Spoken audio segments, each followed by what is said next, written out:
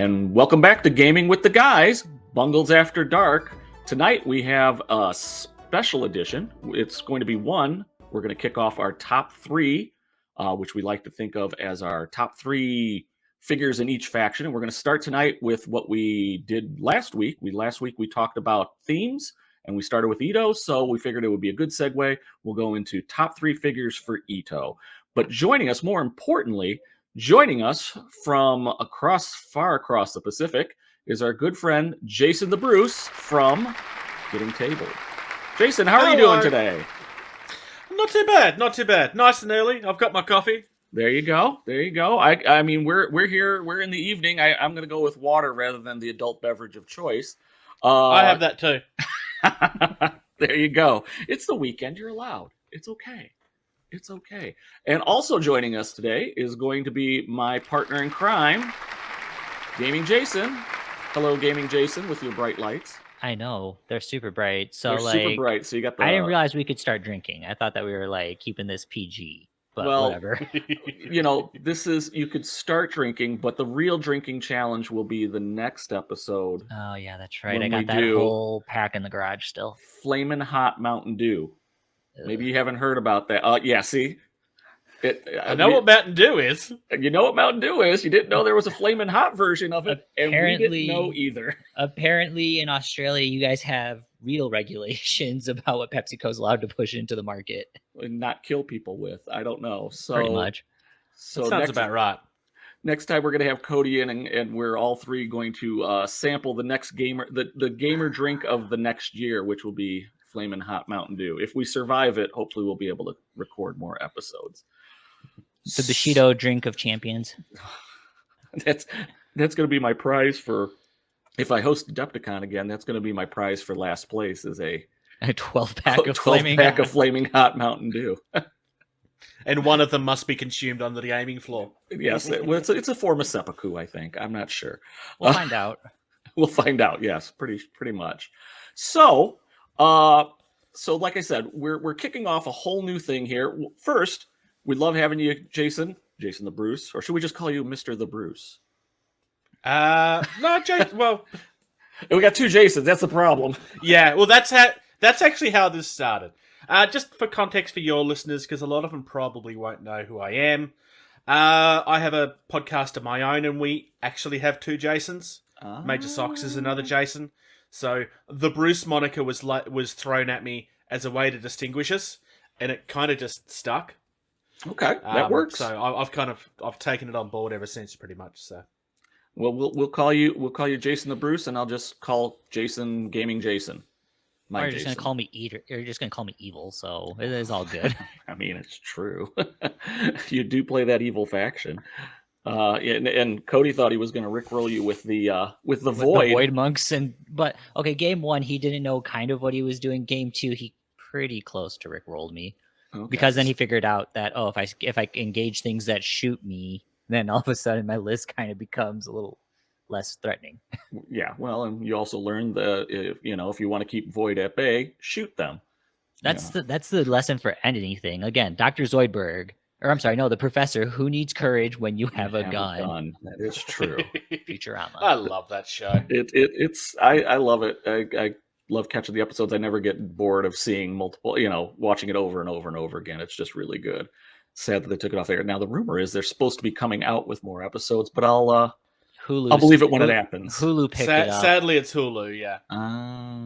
Well, there we go. I say sadly because Hulu is US exclusive.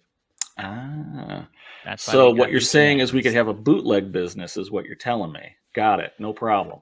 We got you covered. No one's hearing this from the FCC, right? We're good. Okay. We have about 20 viewers. I'd be very surprised if one of those 20 viewers, 30 viewers are working with the FCC. You never know. With our luck.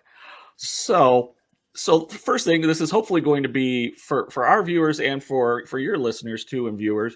We're hoping this is going to be more of a thing that we could do more often, where we get to collaborate with Jason the Bruce and his crew, talking about Bushido. Who knows? There might be other games that we play that are in common. I hear there are other games than Bushido. I don't believe it, but we'll see. I had heard rumors of games made by other companies. Other companies that don't have the initials of GW, right? Yeah. Yeah. Although apparently they make games as well. I think they're more do. interested in the models than the games, though. They are a model company. They're not a gaming company. From what from what they tell me. And if you don't know why we're saying this, it's a thing. It's a thing. Definitely a thing. So hopefully we're able to do this. We'll talk about a variety of topics. And then tonight, for Gaming with the Guys, we're kicking off the top three, like I said at the beginning of this episode. So I'm repeating myself as much as humanly possible. The top three. So the idea behind the top three, we're doing our theme we're doing our theme shows where we talk about the different themes. And thank you, Glenn, for giving us the idea of, actually making a list with those for people who are new to the game and trying to figure out, would this be a good model to have in this list, in this theme? Is this not a good one? I guess the only reason why I didn't do it is I don't consider myself an expert in anything. Also, it goes against gamer sacrilege, which is I'm supposed to buy everything. Gamers pretty much run all major global economies around the world with overspending. Let's face it, we should have our own national holiday. Impulse shopping, for sure. I'm just not going to look at that side of my room and the giant pile of shame. Oh, it's okay. When I got my kids started in gaming, both Gaming Cody and Gaming Jason, the first thing I mentioned them is you kids know that I have miniatures that are unpainted that are older than you. So, and they've been aging like a fine wine. Wonderful. Someday I'll paint them. No. If we didn't paint them on the times that you called me off of school for holiday during the spring, that was a Adepticon that's different. Yep, that was awesome. Oh, I have to do, Dad, I got this book report I got to do. It's okay, I'll help you with it. I was an English major. I was the best dad ever. Guys don't responsible. Have responsible. You're teaching them about priorities, right? So wait till the last minute and try to get it done days before. Okay.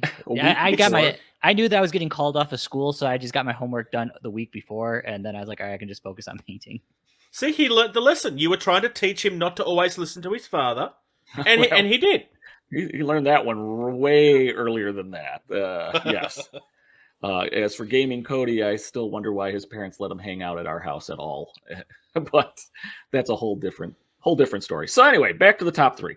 So the idea behind the top three is Jason has turned off the power to his house. Are you doing like a whole nightclub thing there, Jace? Is that it? We're gonna have a rave? I hit the wrong button on my phone to check something. So if anyone has seizure issues, don't look at Jason's thing. It may cause fixed in a second. Okay.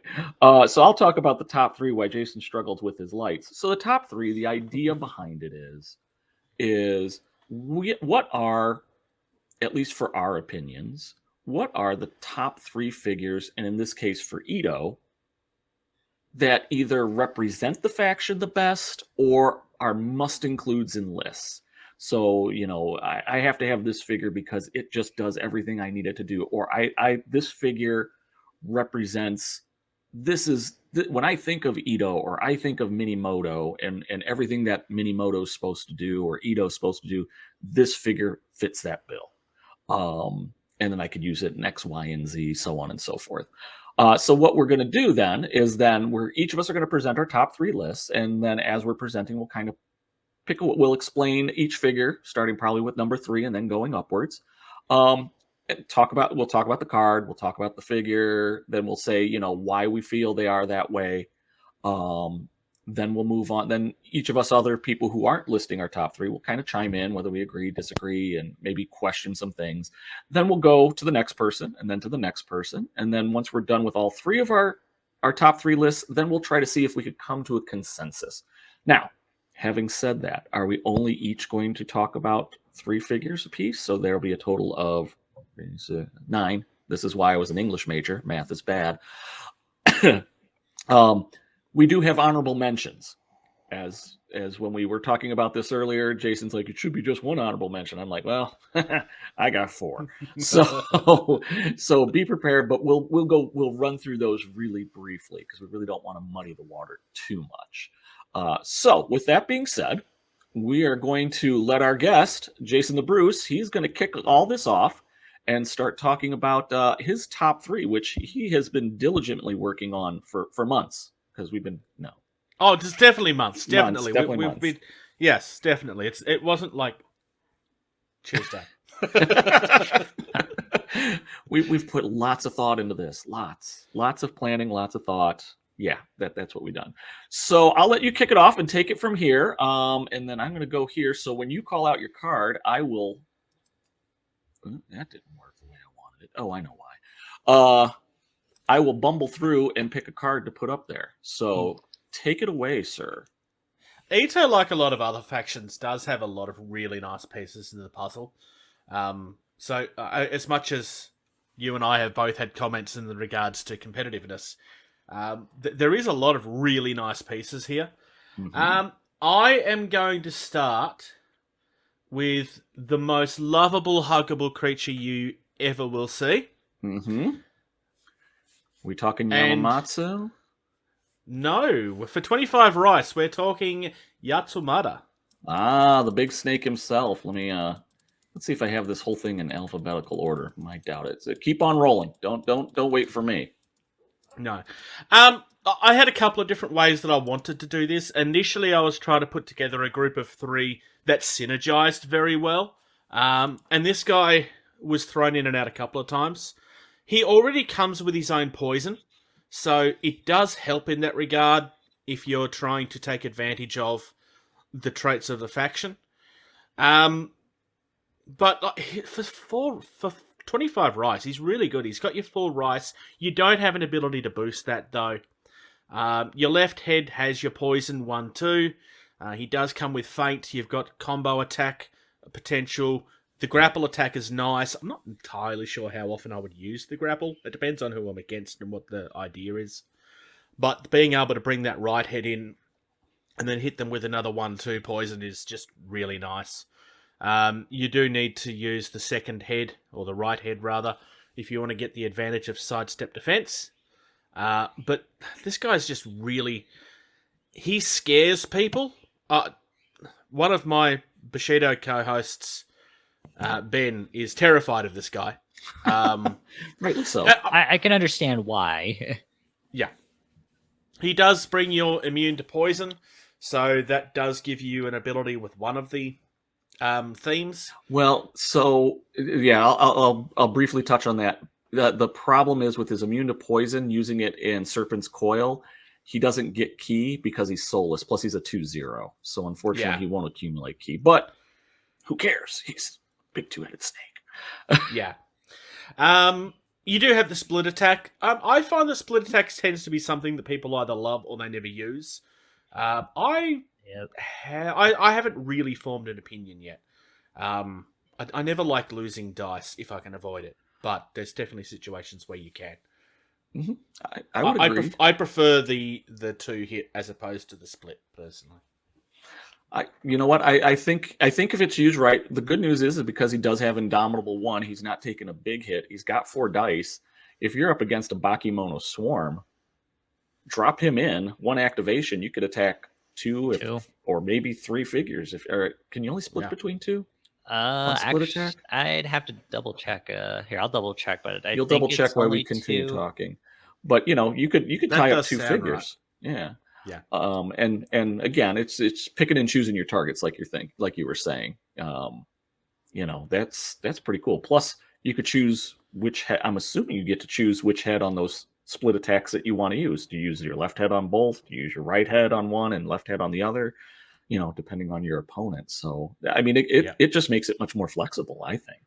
So split attack reads if it's 2 or more models. It's just if I'm understanding this right, just skimming through it, you're taking a -1 penalty for each subsequent melee. So yeah, so with Indomitable 1, so when you do the split attack, you automatically get the penalty of 1 die because for essentially 1 die, you're getting multiple attack activations, if you want to call it that way. You're getting multiple attacks, but then you also get the penalty for being outnumbered, which Indomitable at least allows you to engage 2 without getting that penalty. But if you want to engage 3 and go down to 2 dice on each target, it's there. Although that would be very iffy because, like you said, he doesn't have the ability to boost his melee pool.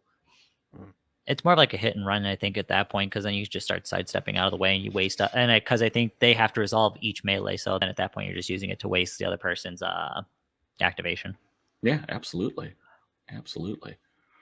Yeah. So this is I now. really like Yatsumata. He's got a lot of pieces. He does have a bit of speed, and got he'll a actually lot of hold speed. himself on the. Yeah, he'll hold Oh, himself on the table. I didn't quite even see that. nicely. He has 6 speed. Holy cow, that's huge. Yeah. he's as I fast as a didn't fire notice Kami. that at first either.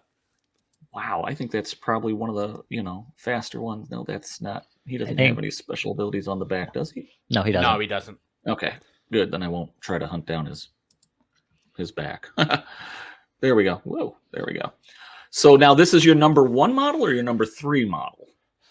Truth be told, I hadn't really ordered them Okay, until you. that's fine. So I don't really know. So we'll say 3, but it's in a random order. It's a random. That's fine. There we go. We'll say 3. Why not? You know what? Maybe a 4. 4. I could easily go further.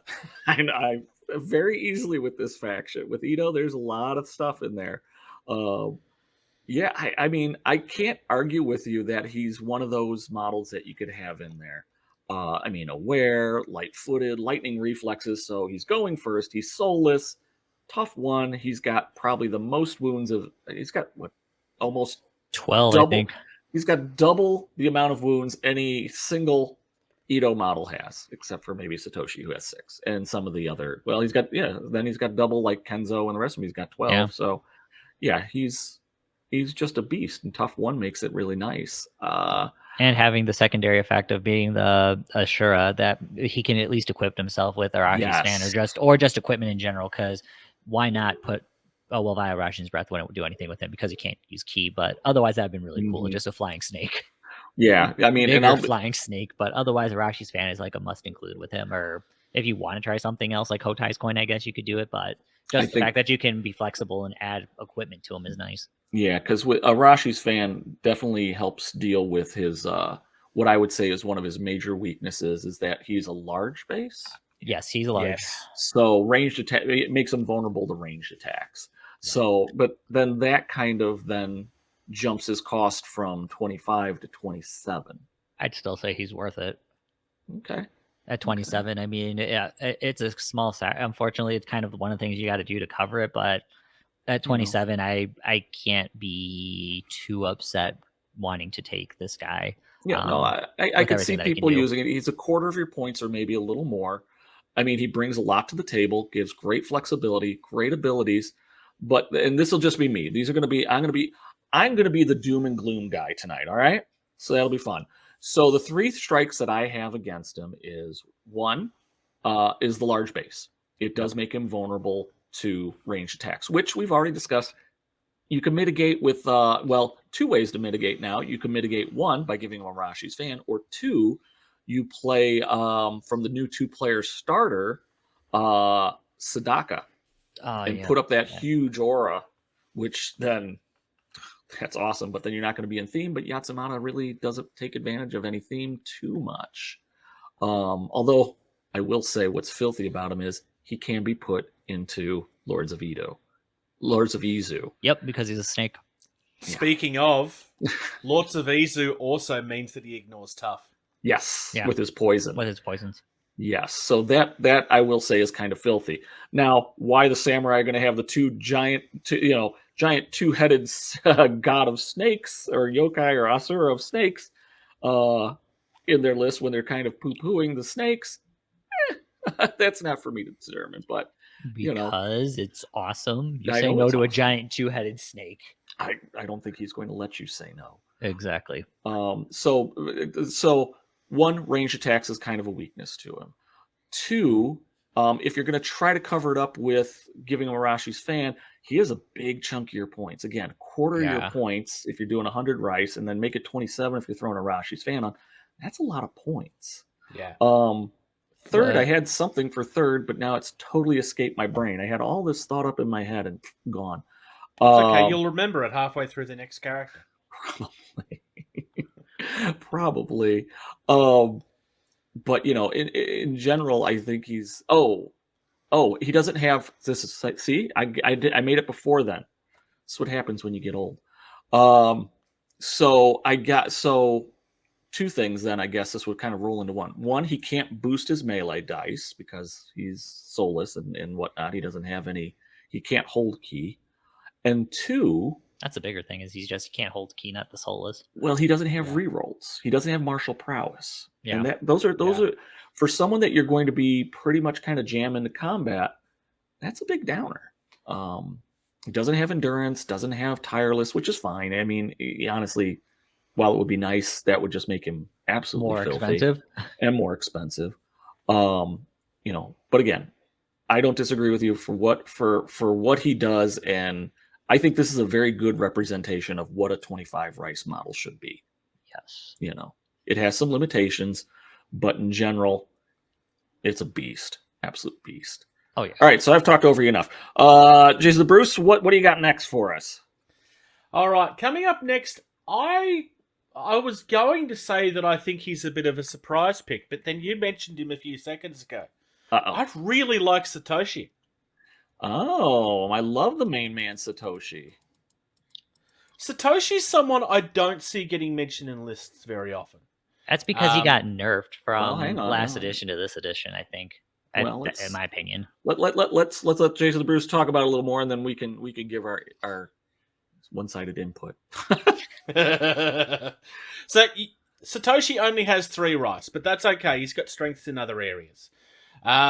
He is generating ki and he can boost it. His Naginata gives him reach, which is big. +2 strength. He does have access to powerful attack, counter strike defense, push defense. He does have a little bit of armor, which will help protect him.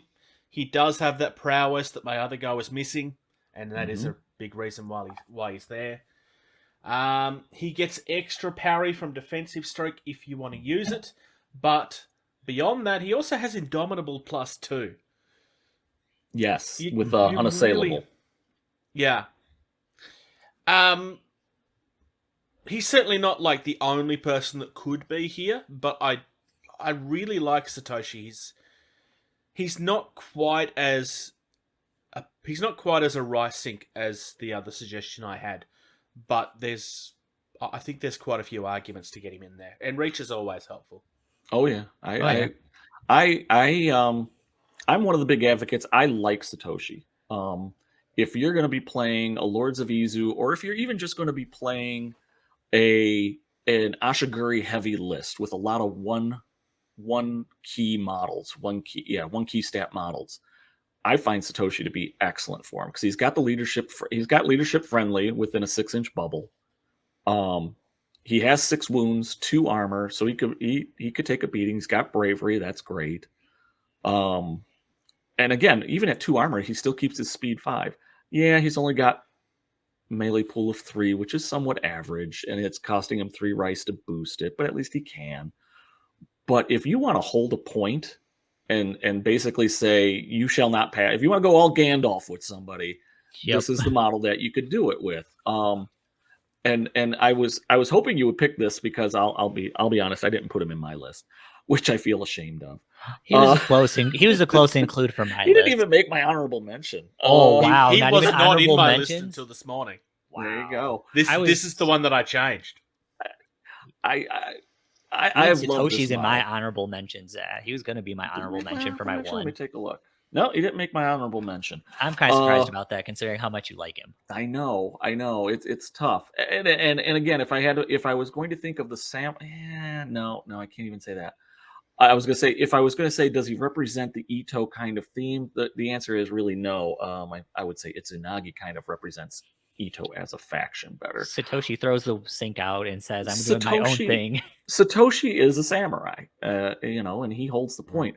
But what I found, what I was thinking was really filthy with him, and it takes some. So again, he's only got that 3 melee pool. Counter-Strike defense is going to take one of those dice away, so he's only going to have 2. But if you play defensive stroke, it's kind of like Mirror Universe Masunagi. So you give him Counter-Strike defense, you put defensive stroke on him. Now he's parry 2, which is kind of like the defensive equivalent of brutal 2. So I'm throwing 2 dice. I could still get to 6, 7. I could get to 8, 9. Yeah, that's pretty sweet. On defense with a reroll if I booch one of my dice. That's the kind of sneaky way to do it. Everybody's saying, "Oh, you're throwing 2 dice." Well, that's it. Yeah, but I'm +2 on whatever I'm rolling because I'm parry 2. So And if you're being defensive against him, or even if you just throw, you only throw 1 or 2 attack dice in because, it's another 3 dice model, your 2 dice versus my 2 dice, I'm going to be +2 on it. I got the advantage. Mm-hmm. And I only need to do 2 to hit you on success level 0. So more power to me. No, I think we talked about this in our last episode with Cody. I like Satoshi. I fought against him enough times, even though he got hit with the hammer hard coming to this edition, like really hard. And it's just very difficult to justify his points. That would be my only strike against Satoshi, just considering what other samurai are in Ito. For the 22 points, he should be able to boost it to. Either that or he needs to be dropped to 2120 for what he can do, because those are what his stat lines kind of dictate. Otherwise, I mean, he's a solid hold-up piece and he does all his other stuff, but when he got hit with that hammer and they decided to stick him at 22, that's where I feel like a lot of people don't necessarily talk about using Satoshi as much. And I think if they gave him that one concession without bringing back battle orders, because then in this edition, that'd be huge. Making him a boost of 2, I think, would be totally reasonable to do. It would definitely... It would justify his 22 points. Because right now he needs a 2-point drop or he needs something else to just kind of make the nerf of him not as rough as it was, because when you took away battle orders from, that was pretty huge, and then some of the other stuff that they changed with them, which I can't remember last edition's card off the top of my head. All I know was just he was awesome. I think he had innate parry.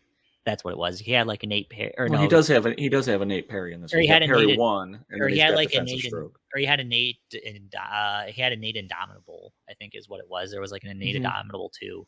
I don't know if it was Indomitable 2. I know he had he could boost his melee pool for 2 rice rather than 3, and I think he was a 4 melee in that. So he was a bigger bruiser back then. And then the trick was the thing that made him really sweet was his feet, which battle stations, which I think gave extra activations to Ashiguri. Yeah, you got to pick like 3 Ashiguri within like a bubble, and they all got like an extra activation, or because they were using the flipping tokens, they got to revert 1 phase, which was huge. So yeah, he was kind of then he was really good then. He's good now. I'll agree with Jason with gaming Jason. He's just not he's not points efficient. But I guess the question is what are you going to I think that when you're talking about efficiency and points, you have to look at what are you using for. Is he a model killer? No. I mean, he can be. He's got +2 on his melee strength, but that's not what I envision him being used as. I envision him as being either I'm holding a point and supporting my guys to make sure that they can make their bravery checks, and you could send a bunch of guys at me and I'm going to be able to hold my own against them. Or he's either a support model or he's a point holder, or he ties down that one model. You engage him with something and then he goes all defensive. The strike against him is, again, point cost. It's hard to justify almost a quarter of your points for him. And then in order to do, and this is what would end up getting my Satoshi killed all the time, is you have to remember, as soon as you're the active player, put up defensive stroke. Yep.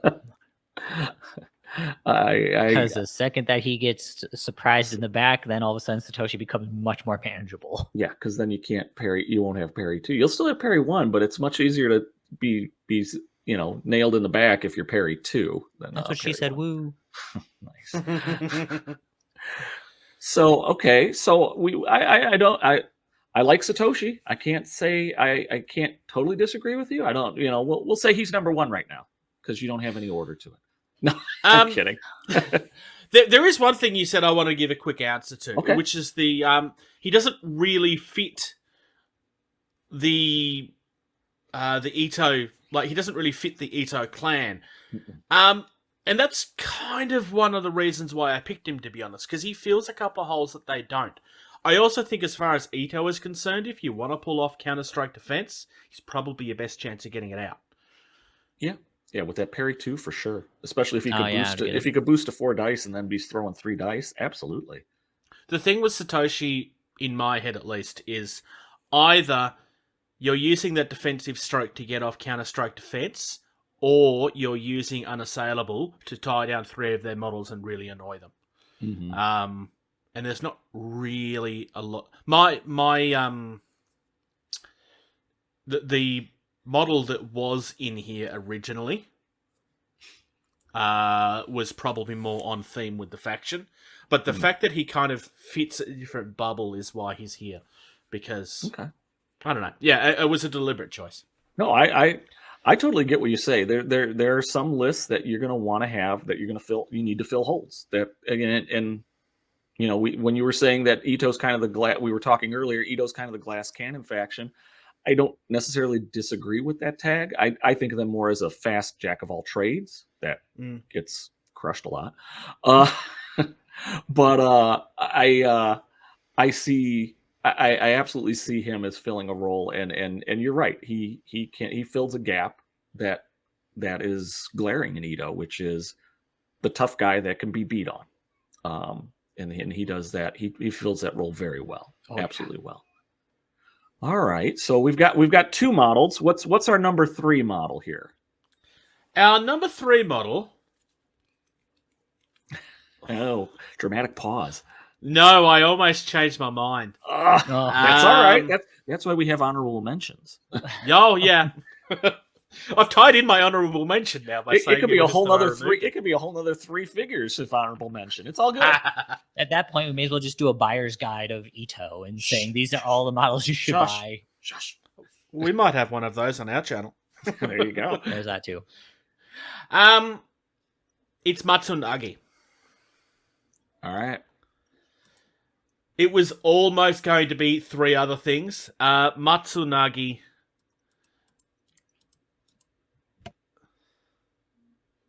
Or Masunagi. I always say this guy's name wrong. It's okay. We say most of their names wrong too, so we get it. Here's the big thing with it. Masunagi is a lot easier to justify because he's only 17 points. He's not 20-something. And that's a big thing here. He's still got your 4 rice. You can then boost that for 3. At 17 rice, there's no way you could justify 2. As much as I would love it, there's no way. Oh hell no! I already complain about him enough as it is, and I feel that he's definitely underpriced for what he can do. The Nadachi is nice. I mean, I would love to have reach, but that's fine. So Gorak. I was going to say, if Gorak doesn't have reach, Masunagi's not getting reach. Powerful attack is always nice. Sidestep defense needs to be on everything of ours. He's got armor 2. He has your prowess. He has the ability to get brutal too, which just makes him nasty. And if somebody does have reach, well, he can get Cobra Strike to get lightning reflexes to counter it. For 17 rice, I think this is probably the only one on my list that I would say is a must take. Agreed. I would agree. That's why I have a hard time and why I say Satoshi is overpriced, especially with how they designed Masunagi. That's who I always compare him to. At this point, it's like for 5 points less, I'm getting. There are some things I'm sacrificing on, but Masunagi is, even though they're different tools, Masunagi to me is the superior model. Yeah, Masunagi is who did get trumped for Satoshi initially, so I did swap things out. That's good. I cannot disagree with you at all about Masunagi. Spoiler alert for when I'm talking, Masunagi's on my list of top 3. So, you know, I don't disagree with any of the points you've made on Masunagi. I think most people who are listening would agree. And if you're new to the game and you're thinking about Ito, he needs to be on your first order when you pick up stuff. Yeah, he's a must buy. Yeah, you know, again, 17 point. If you are looking for a model that can consistently eliminate targets, regardless of size, he is your man. When I talk about him later, I'll talk about him later in what I think is the only problem, and it's not a problem with the figure. It's more a problem with the player who's playing him. Oh, he lulls you into a false sense of security. Like, I can take down whatever I want. And then you're like, oh, wait, I only have 5 wounds. And then after he gets swacked, then it's That like, is his weakness. Oh yeah. Yeah, I thought my armor too. It's Minimoto syndrome. That's what I'm referring to. Everything where you think armor is going to protect you is Minimoto syndrome.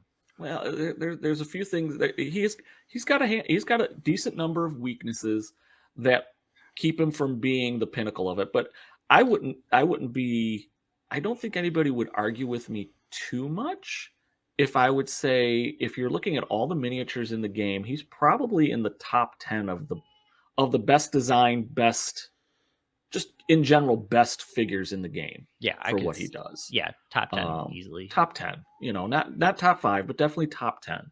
Yeah, I think he'd be in there somewhere, definitely.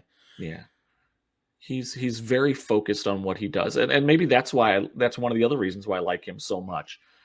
You're not, you don't have to overthink what he does.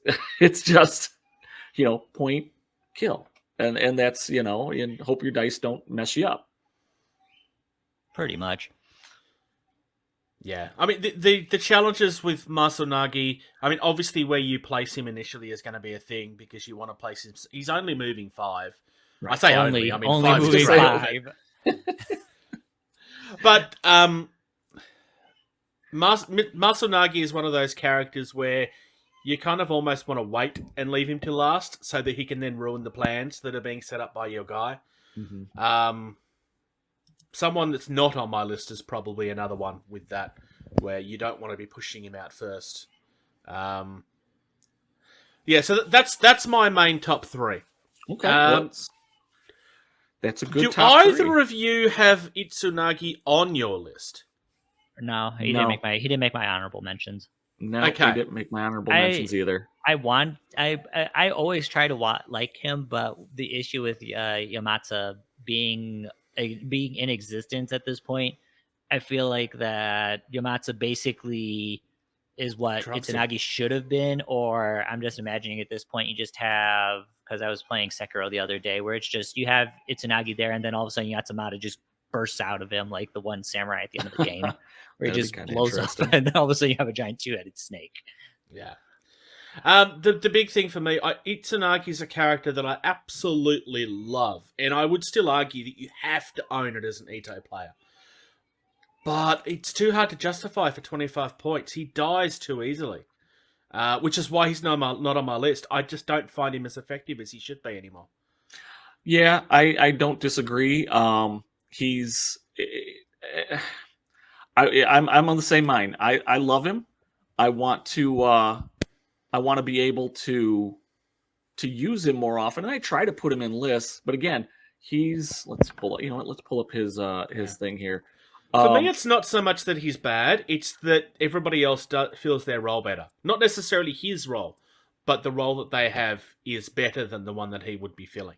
He's missing. He's just too missing glass something. cannon. Yeah. I mean, I'm not saying that you need to give him armor because all of his defensive stuff helps with that, but I think at minimum he needs another wound or something. Well, so he dies the moment anybody gets near him. So he's one of those. So the way that I've kind of played him when I use him, and again I try to put him in there, and you're not wrong. He's one of those models. When you're looking at the 25, anytime you're getting models that are getting into the 20s, and especially at 25 points, when that's going to make up a quarter of your list. Yeah. That model needs to do. You have to have a role for it, and it needs to be able to do it well. If Itsunagi's role is to tie up a lot of things and keep things scared, he does that role well. The problem is, I think most people want to use him in a Masunagi role. They look at that at 25. He should be killing easily his point costs, if not more. I've made that mistake more than once. And that's the mistake. A lot of people do. Yeah. That's the mistake with him. Is he and you look at the tools that he has. He's got 4 melee dice. And he only costs 2 to have him boost. He automatically, his unique feature is he starts the game with 2 key, and then in your first key generation phase in round 1, you get another 2. So he's got 4.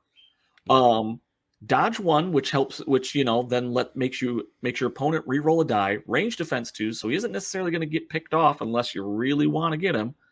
His key feats are great. If you want him to be defensive, he umbrella blocks. If you want him to be, you want him to try to take out a target, you do Takote to get feint. Umbrella block gives you parry 1. If you think he's going to be going up against a reach model and you're attacking, you give him Cobra Strike. He's got every tool you need to be able to face and fight on equal footing any other opponent. He's evasive, so if you want to run him up the field to get to objectives or get to a specific model that you want to tie up because it's a wizard type and it's got the terrible feats, or Master Yakuza sitting on his turtle, he could do that.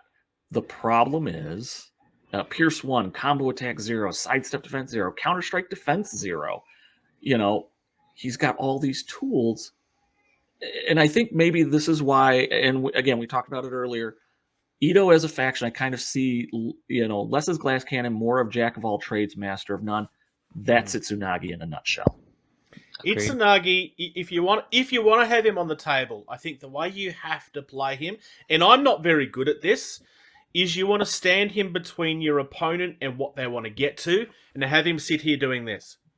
Yeah. I dare you to come and look at me. Because that's when you get to use all of your defensive stuff. Your sidestep defense, your counter strikes. I mean, counter strike is lovely. But it's just so tempting to try and throw him at people, and it just doesn't work. Yeah, you want to throw him at them with the combo attack 0, but again, Pierce 1 and only +1. I give him a little bit of cover by putting the charm medallion on him. I've seen that. I could see helps. that. Yep. I think one thing you to need help to be him, up here to get him to work. Yes, and I'm not necessarily good at that. I think the big thing to help him, besides just changing how you play him, is I think he should have Feint Innate. I think if he had Feint Innate, that would click him to do what he needs to do, and then replace Dakote with something else if you really want to give him 3 key abilities. I mean, it's awesome that he gets the double key to start out, but I've seen playing against you and just in general with Itsunagi, he is a key hog. Like, he runs out of key. Yeah, it's nice that you give him that bonus for his ability, but he is a key hog. I think if he had Feint Innate to him, instead of having to buy it, which, I mean, that's a big ask, but I mean, for 25 rice at this point, I'm fairly certain that you could give something up for it, but if not, just to have it on there, I think if he had Feint Innate, then he does what people I think are trying to do, that makes him just more consistent. I see. The problem is if you put Feint Innate on him, then he's probably running his rice cost up to 27, and then it's even harder to. No, I would think that. I think at 25 right now, that's a fair trade. Even though it's going to suck, and believe me, I know that everybody. But I mean, compared to other 25 rice model, it's the same discussion that we've had with like how Black Eagle costs 27, but like Master Shi, who just came out, is 25, and Master Shi absolutely is more justifiable at a 27 rice cost model versus Black Eagle at 27. Even Kazu and the Cub at 25. Have some things where it's like, you got to be kidding me at 25. Itsunagi basically got power creeped, and he needs a little bit of a revamp to make him there. I'm gonna probably disagree with you on that. I think I forgot the other special ability that he has. It's his. Let's get to the back of his card here. I really wish I could do that in this screen, but it doesn't do that. Here we go. Oh, you got Itsunagi Gamut General Innate. Yeah, the Komoro Koryu or whatever it's called, because I am terrible with names. I think that ability alone gets more people in trouble with Itsunagi than anything else.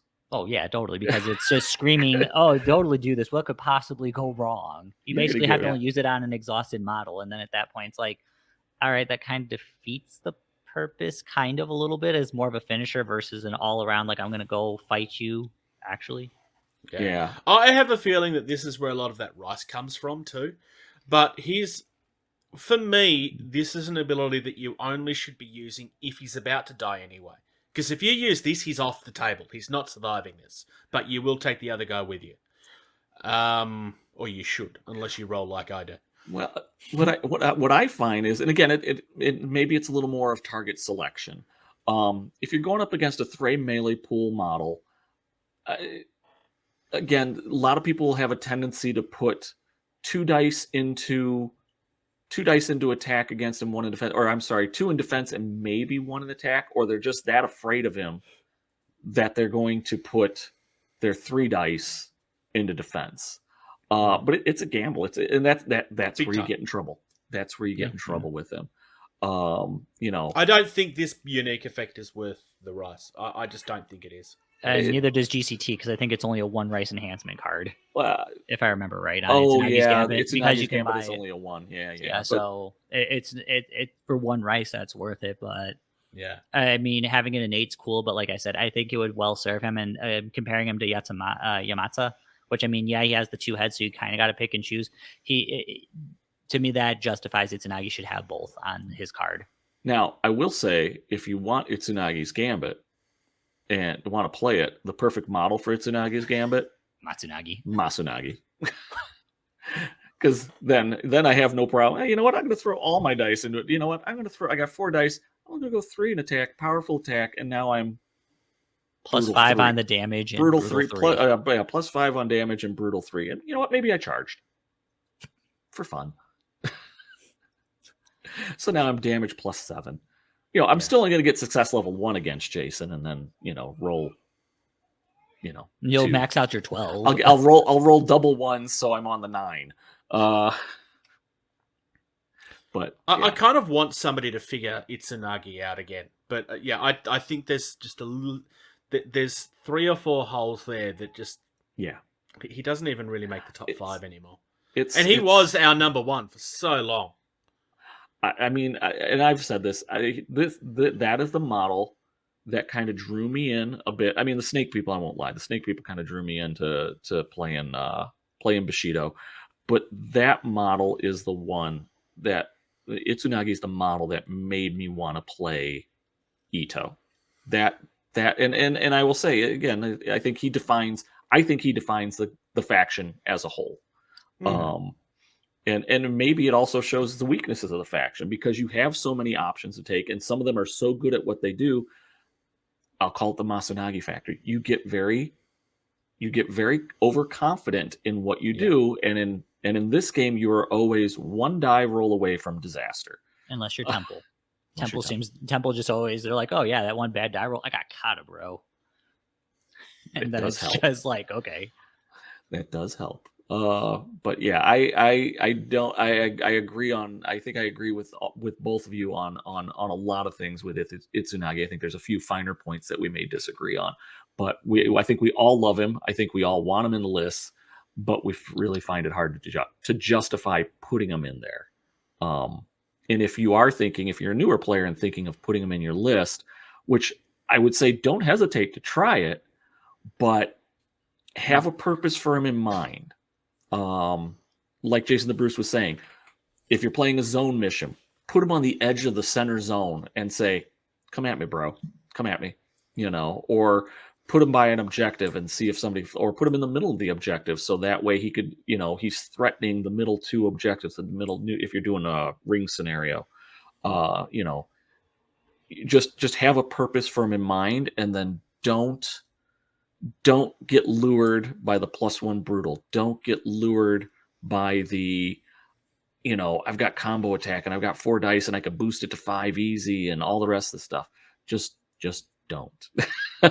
You have to be very measured with him, and it's very hard to do that when he's got such a great list of things, So yeah. All right. So that was a very good call, because again, I'm surprised but not surprised that none of us had Itsunagi in there, and I think I was in the same boat. I wanted to put him in, I just couldn't. So Jason, we were hearing crying baby in the background. Are we clear? You want to go with your list, or should I jump in and give? We can go with now. Yeah, he should be good. He's good now. All right. So. It's okay. My list is going to be pretty quick, because Jason the Bruce took 2 out of my 3. So, ooh. But I actually made sure to order. I had mine ordered. Okay. I wanted to, but I just couldn't. So that's all right. So my number 3 pick was Yamatsa. Just for the fact that, like we've talked about ad nauseum, he can do everything that Itsunagi does, but better. I feel somewhat comfortable saying that he can do it better because he has almost every ability that Itsunagi has, minus parry 1 for getting it from Umbrella Block and not being able to get brutal. But otherwise, I mean, he's a 25 point model who I don't think got power creeped on compared to some of the other 25 point models when I think about them. His one big weakness where he can be shot at, he can at least cover it reasonably with Arashi's Fan, or at least give him a fighting chance, which is fine. And then having that back him up with, I believe he's tough 1. I'm not aware of any sharp range. I know that there's pierce range, but tough says I don't care about that. There's a sharp 1 would eliminate his tough 1. So. Well, yeah, but I don't think that there's a ranged option if you're mainly shooting at someone. I know there's plenty of factions like the Wolves could get into him and try to cut him up, but I can't think of a ranged model that actually has sharp on the range at the moment. Yeah, I don't either. I know there's a bunch of stuff has pierce, but I actually don't think something has sharp. Because I know they changed. I would argue that I don't think anything ever should have sharp at range. Wasapu used to have it through Vital Strike, but then they changed Vital Strike. Yeah, Wasapu before they changed him in this edition. I believe Vital Strike gave you Pierce and Sharp 1. Now it's just you can get Pierce whatever you juice up into it, which is like, all right, that's fine. But I mean, I was paying for it anyways. I think I was paying 2 key for that. Also. Oh, hold on. Wasapu doing something that was broken. I'm so sad for you. Yeah, that needs to stay away, I think. I think that's a good reason that was changed. But otherwise, I mean, Yamata, I mean, also, he's just a cool model. I mean, if you haven't actually had a chance to see Yamata, I mean, like, he's a nice honking piece of pewter. So, I mean, I think he's just a fun hobbying project to put together and play with. And if you want to use him, you can. And the nice thing too, with unlike some of the other animal models, and I think that's just part of it, is because he's part of Shura. If you need him to do scenario objectives, even though that's not his main focus, he can go and do it. I know sometimes that like there are certain things, especially when I play with any sort of animal, where it's like, oh yeah, I'm in a great position to do this one scenario objective thing. Too bad I'm aloof, or well, kind of or insignificant, but most of the time it's aloof, where it's like, damn, I can't do that. And if it really comes down to it, he can take the hit for the team, and he can do that scenario objective, which to me that is a big win right there too. Okay, so Yasumata, good. All right. So what's your second figure? And he came in at what was his position, Jace? So he was number 3. 1? No, he was 3. He was my number 3. Number 3. Yeah. Now, why do you have him as number 3? I have him as number 3 for point cost. Okay. Ito in general has a lot of good. Being a Silver Moon player, you guys have a shit ton of models that are awesome between the 14 to 18 point price cost, where it's like, oh damn, I can do this, and this with it. Yeah, there are some caveats with some of them if they want to play in themes. But really, he ended up in my 3 spot because he's a 25 price model. Okay. No, that's legit. That's really the only reason why. Otherwise, if he was like at 20, anything less than 25, then be like, yeah, this is my arguing for my number 1 for the faction. All right. No, that like I said, I wanted to kind of get a reasoning for that. So what's your number 2? Ito Kahimi. Okay. She's my number 2. Excellent. And let me go ahead and start talking about her now. So Ito Kahimi, snake archer woman that is the bane of my existence sometimes, a lot of the time. She sucks. Unfortunately, she's not as good as Wasapu, thank God. But she's pretty damn close. When they give her rapid fire, you have quick reload, so that's what you get. It's not the same. I mean, she's got a little bit of armor, so that's always nice. That's a nice change, especially just for Ito in general, just to give you a little bit of protection. She's a solid 3/3, which is nice for a range model. Having that quick reload is huge, even though it's 3, which I mean, it's an awesome ability to automatically get rid of that reload marker. So totally well deserved, or totally understandable why you have it. And then I mean, to me in Bushido as a whole, until they figure out something else, that range band of 5, 10, 15 is huge. She is not afraid of taking a pot shot at someone and throwing some damage out on there. And of course, most people, if you're playing her with an ability to give her more Blood of Orochi, she can all of a sudden start throwing out Blood of Orochi 2 on things, and that all of a sudden can lead to the demise of some non-tough models really quick. Or if you're playing in the Blessed, guess who's getting Blood of Orochi? Getting 3 3 Blood of Orochi on turns, 1 and 2. I would almost, at that point, I would almost give it to her until she dies, unless if there's a really weird situation. But again, I also am okay with the fact, and again, this is just more of a critique of Bushido range in general. Until they fix the range mechanic a little bit, I'm okay shooting into combat with her on 3 dice, and if I want to, I can boot. If for some reason I'm sitting on key because I didn't quick reload with her, I'm okay boosting to 4 dice and taking the shot into melee with her. Yeah. Most three dice range models, I'm perfectly okay taking that shot into combat. Is even more so if it's a bigger model. Yeah, and just for players and maybe new players that are looking at Kahimi, and again, I don't disagree with anything that Jason's been saying about gaming. Jason's been saying about her, 1 armor, jump up, martial prowess, or prowess with melee, all great. One thing you should know, her Daikayu, the bow, is actually +1 on its weapon strength. The katana stays the same, and then quick reload for those who are newish. Quick reload for 3 rice. If you're the active player, you can remove a reload token, which at the beginning of turn 2, she's going to have 3. You're going to have it. Precision strike allows her to get armor piercing, so that now that bow that has a +1 melee strength is penetrating, making you roll even dice for damage on armor 2 figures. And then, Blood of Orochi. Who doesn't love that? So, she's solid. And even if you engage her and you pointed that out, having innate melee prowess, okay, I'm going to try to engage her. She's not a slouch in melee. She throws 3 dice and she's got a reroll. So you either have her hitting something and maybe she's killing it, or more likely than not, she's going to get away with sidestep defense, jump in someone's back, and then shoot that person in the back if she can. Yeah. Probably kill it in that way. Yeah. I would say one of the things that I would say Kahimi is really nice is she has 15 rice. So for what she does, and again, always keeping in mind, they have a very specific thing. So if you're getting her for what she does, which is basically your range threat, she's basically your machine gun turret because of quick reload. But she can melee. But her 15 rice gives you the flexibility that if you wanted to put equipment on her, it's not making her too crazy in cost. Things that I like to put on her, I like giving her either the Miramasa's Edge or the Miramasa Blade. That makes her much more effective in melee combat, giving her sharp and pierce and combo attack. Or I give her Serpentine armor, which makes her more mobile and bumps her armor 1 up to armor 2.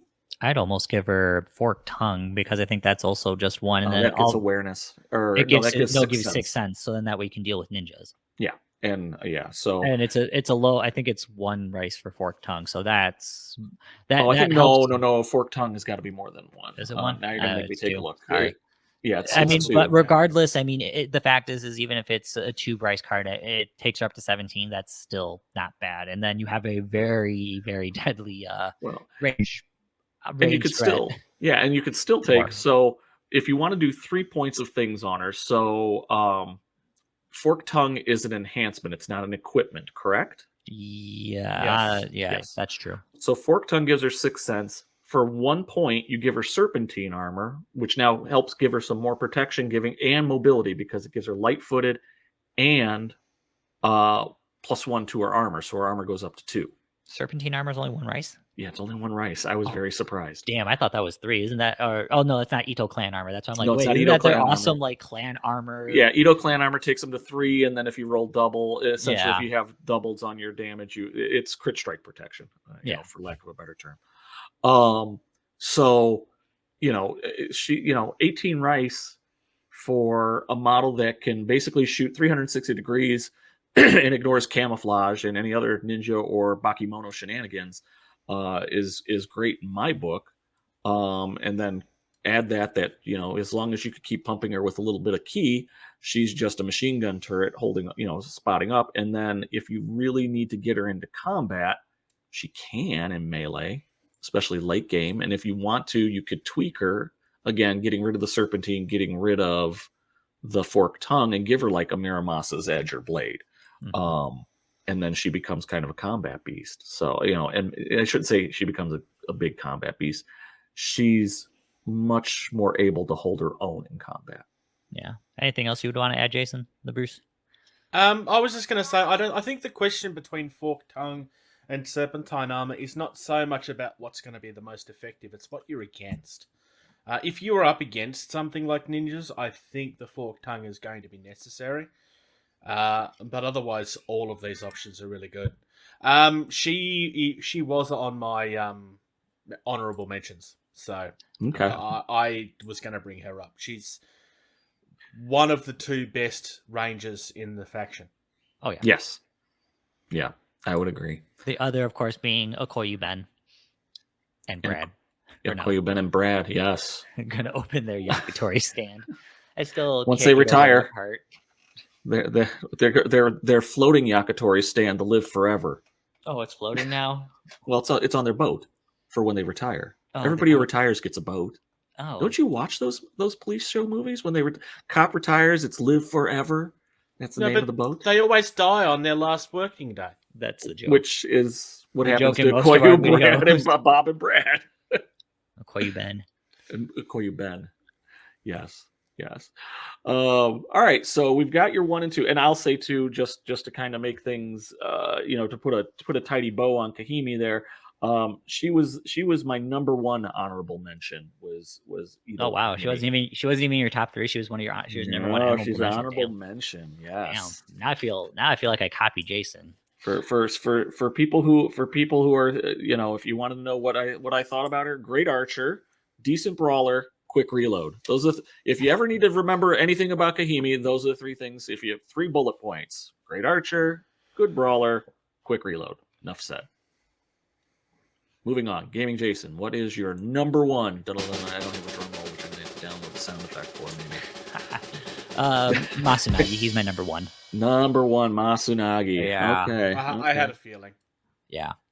After listening to you, Jason, I'm like, God damn, everyone would think that I talked to you and be like, I just copied your list or copied your top 3. It's not a copy. No, and this is the beauty of this discussion is there are some models that I think everybody's going to universally say, yeah, you need that. You need that model, and Masunagi is definitely that model. Yeah.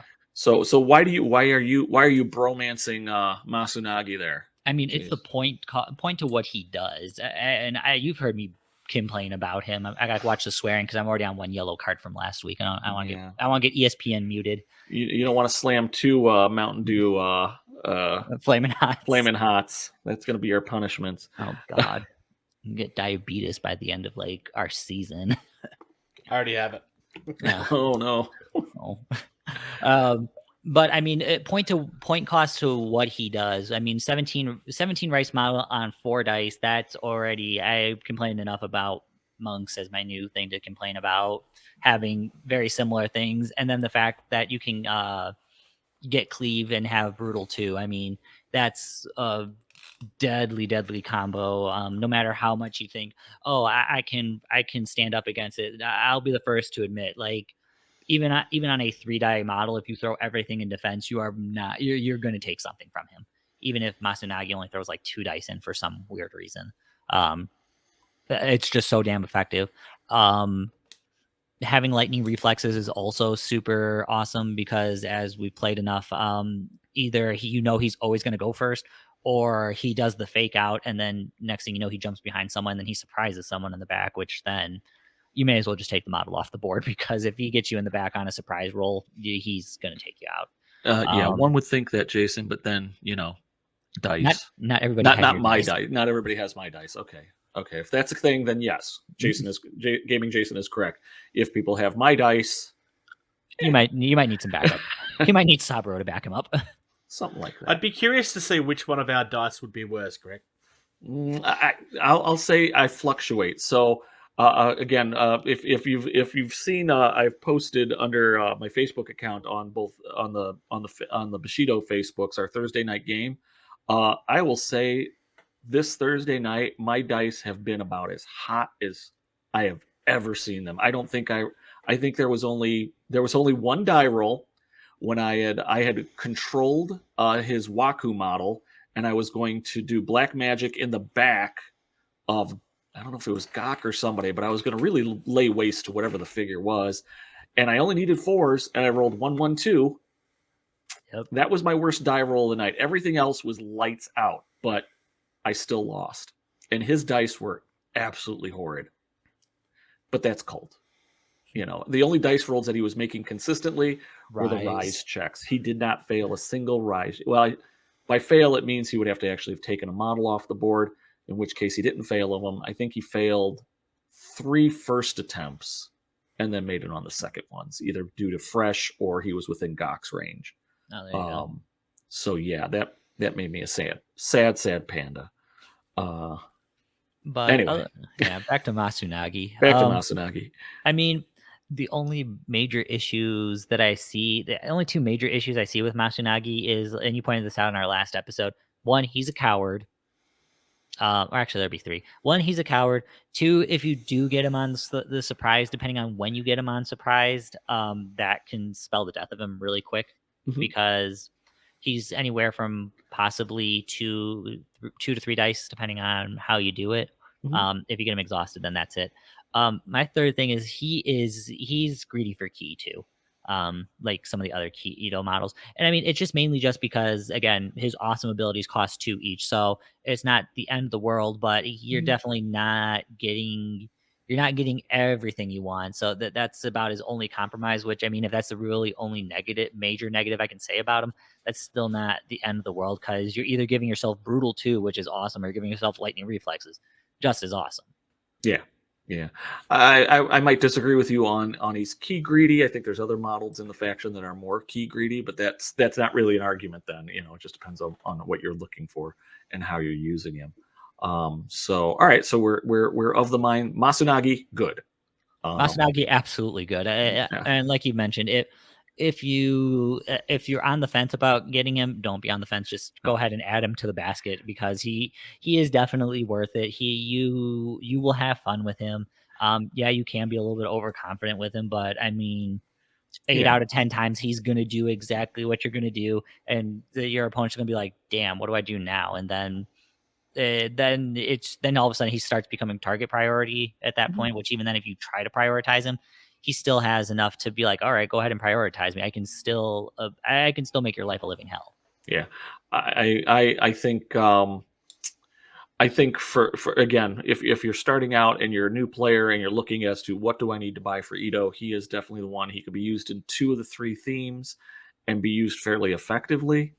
I guess in Serpent's Coil, the only downfall is he doesn't have Blood of Orochi, and he doesn't have a poison weapon, which again, you could get him a poison weapon to give him poison 1/1. You could in Lords of Izu, you could throw all the poison that you're going to be getting from the theme bonus on him. The long and the short of it is, if you put him in your list, you're not going to be sad. He is going to do something, and he's going to do something significant in your game 9 times out of 10. So Jace, what honorable mentions do you have? So we got your top 3. So your number 1 Masunagi, number 2 Kahimi, and number 3 Yamamatsu. Yep. Yamamatsu. So honorable mentions. So I mean, since we can do more than one, otherwise if we were just doing one, Satoshi was going to be my honorable mention. Sure. I like him. He does what he can. I remember him in his glory days.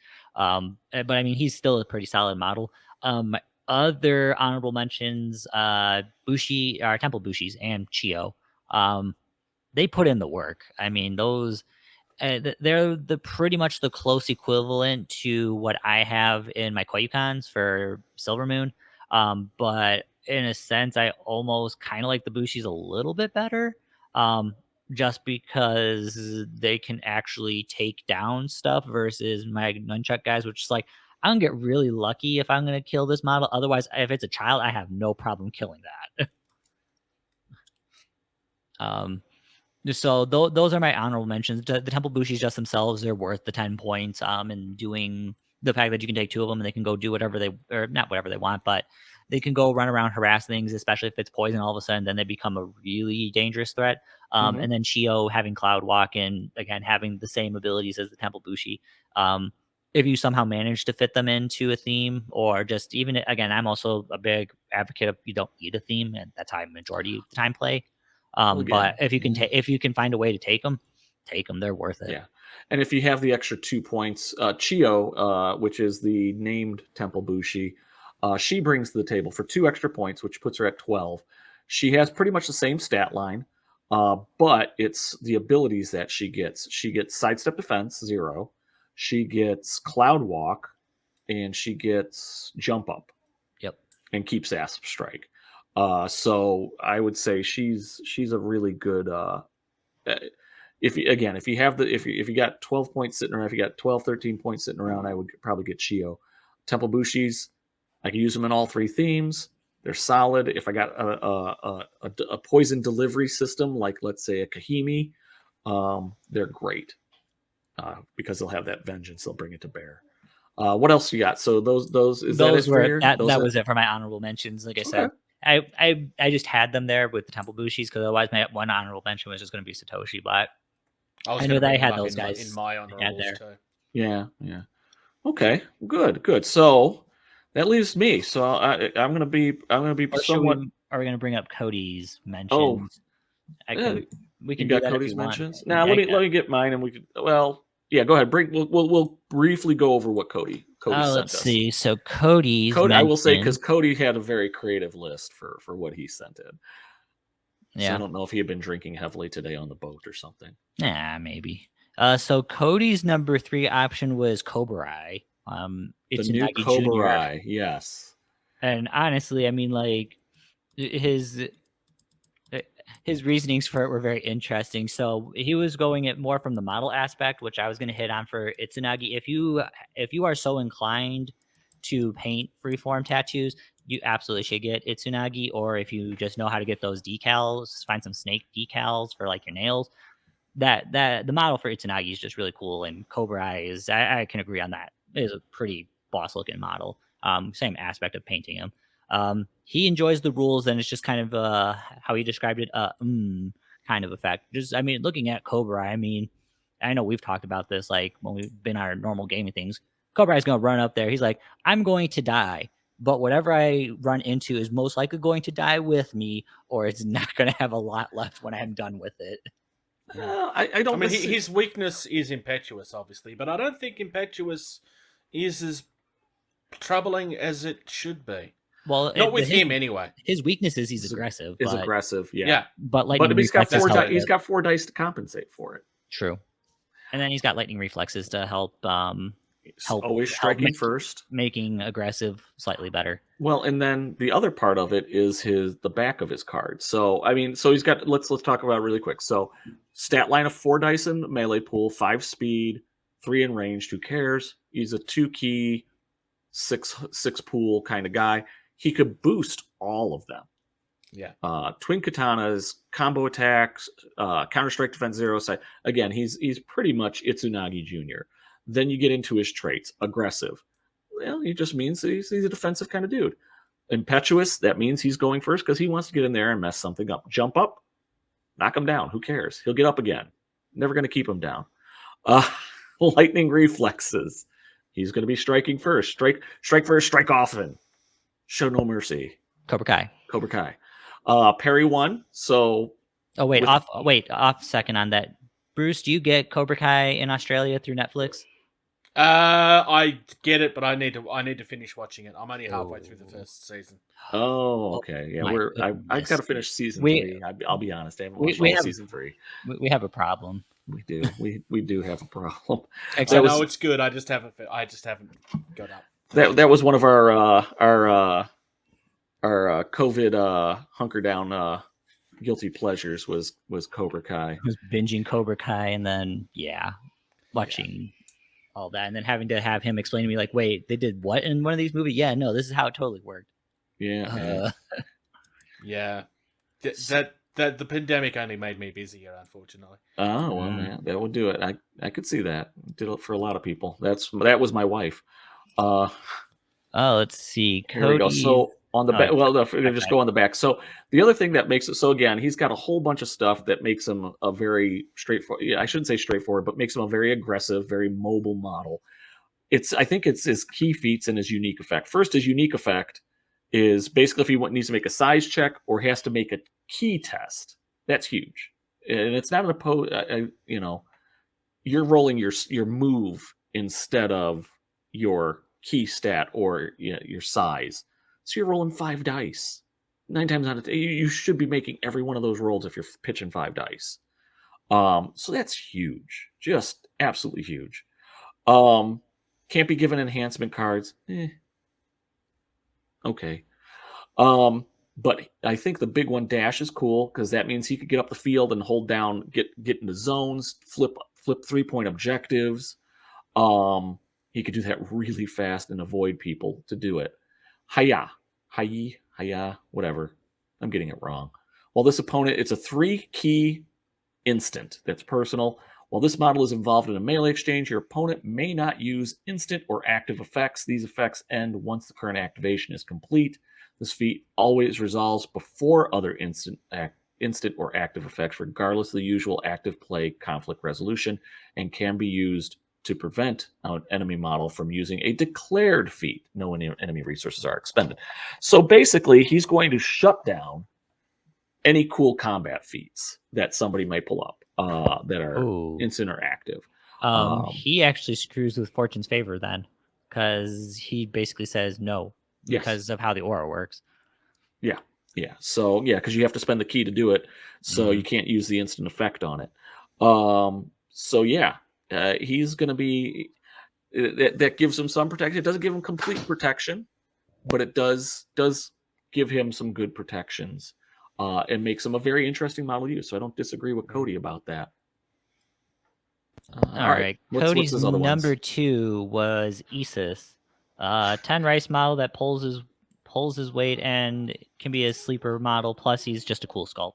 I'm noticing Cody's got a lot of mentionings for the hobbying, which I mean, I agree. That's a Cody thing, and we did kind of tell him that, keep that in mind if you just like the figure. So Isis is a heavy, 10 points. 3. He's basically a heavy assassin. So he looks like a snake. He obviously hasn't gotten his hairpiece from the Heavy Men Hair Club. He reminds me of he's Lord wearing Voldemort his cloak. Became Ito. He looks more like Lord Voldemort basically at that point. Lord Voldemort gave up magic and joined Ito. And was waiting to get his hairpiece. Give him his hairpiece, and he's proud. He's not skulking around in the shadows trying to jack somebody. That's true. I've seen the Harry Potter version of Robot Chicken.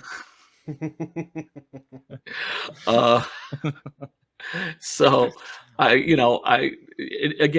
enjoying Cody's interesting choices. But again, if you are able to pull off his trick of jacking somebody in the back, Pierce 1, combo attack 0 with Assassin, and probably he's got Blood of Orochi 1, so you just put one Blood of Orochi on so he gets poison 1.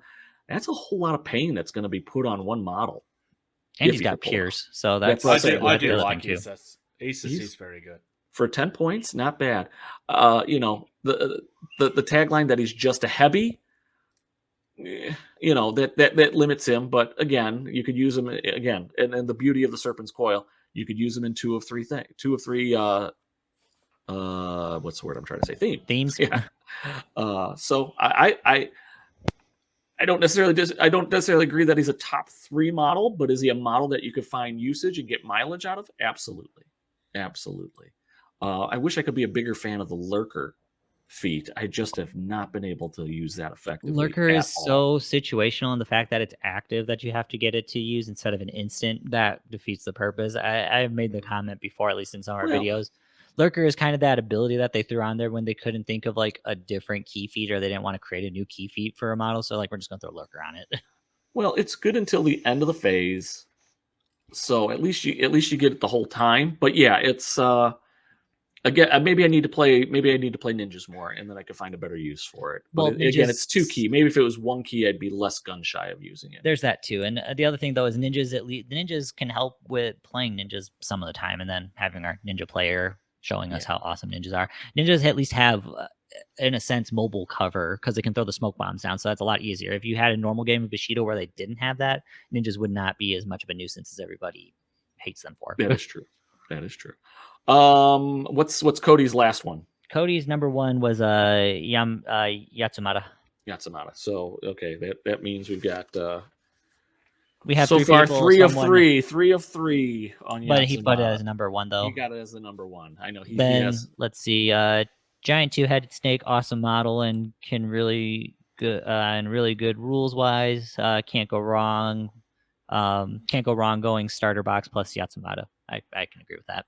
Yeah. I don't disagree. If you have the starter box and the starter box clocks in around 70, 60, something like that, high 60s, 70 points. No, it should be a full 100 points, I think, for the starter. No. Not the if you had the cards in. Oh yeah, if you had the cards in. So you probably have to take, if you're doing the full Edo starter, you're probably going to have to take a couple models out to put the 25-point Yatsumata in, which really shouldn't be that hard to do. Mm-hmm. If you off put the them top in, of my head, I think the starter is 68 if you don't include the cards. Oh, if you don't include the cards, it's 68. Most of them are around 70. If you not all, no, they're not all even, but they're usually around the 70-ish mark. Okay. Except for the themed boxes. The themed boxes are the 100-point ones. Okay, so if it's just the basic starter at 68 points, 68 to 70 points, it's something around there. If you're just looking for one model to fill it out, take Yatsumata and 25 points, and you got 2 or 3, you got a few extra points to spend on event cards or equipment cards, go to town. Mm-hmm. He will not let you down in that kind of case. All right, so that was Cody's. So that brings us to me. I wish I could say I have a whole lot of things that are not stuff that's already been discussed, which will hopefully speed things up, but we'll see. So number one for me, as I bumble around. So we're starting at the top of your list, not the bottom. I'm going to start at the bottom. So my number 3 is Chio. Okay. I love Chio. This is one of those models. I have a bunch of different things. So my 3 bullet points I have for Chio, I would say it's in Ito. It's probably currently the most mobile Ito warrior. Speed 5, Cloud Walk, jump, Cloud Walk. That means she could go wherever she needs to go. Mm-hmm. So that mobility's there. The only thing she's probably lacking is maybe evasive or agile, or both of them. But otherwise, Cloud Walk gives that to you as long as you don't start base to base with them. There you go. So most mobile. The second thing, she has a decent cost. 12 rice for what she brings. I really can't say she's overcosted or undercosted for what she does. And last thing, she provides battlefield flexibility. She can get, again, if you want her to go and press the back line of your enemy, she could do that with Cloud Walk. You run her 7.5 inches on Cloud Walk, she can get there really quick. She's covering 15 inches of board on turn 1, making her hard to hit. She can, threaten things. She could almost get up there and flip midline objectives on turn. Well, she definitely could do a midline objective on turn 2, probably a backline objective on turn 2 if you really wanted to. Mm-hmm. So maybe battlefield flexibility is wrong. She gives battlefield threat all over the place. Main features on her, after seeing her, and again, we've kind of talked about her a little bit. She's got Cloud Walk. I think that's the ability that sets her above the regular Temple Bushis and just about everybody else in the faction, because I don't think any other Ito model has Cloud Walk unless you buy equipment. Agreed. Yeah, I don't think anybody else does. I don't think so. Yeah.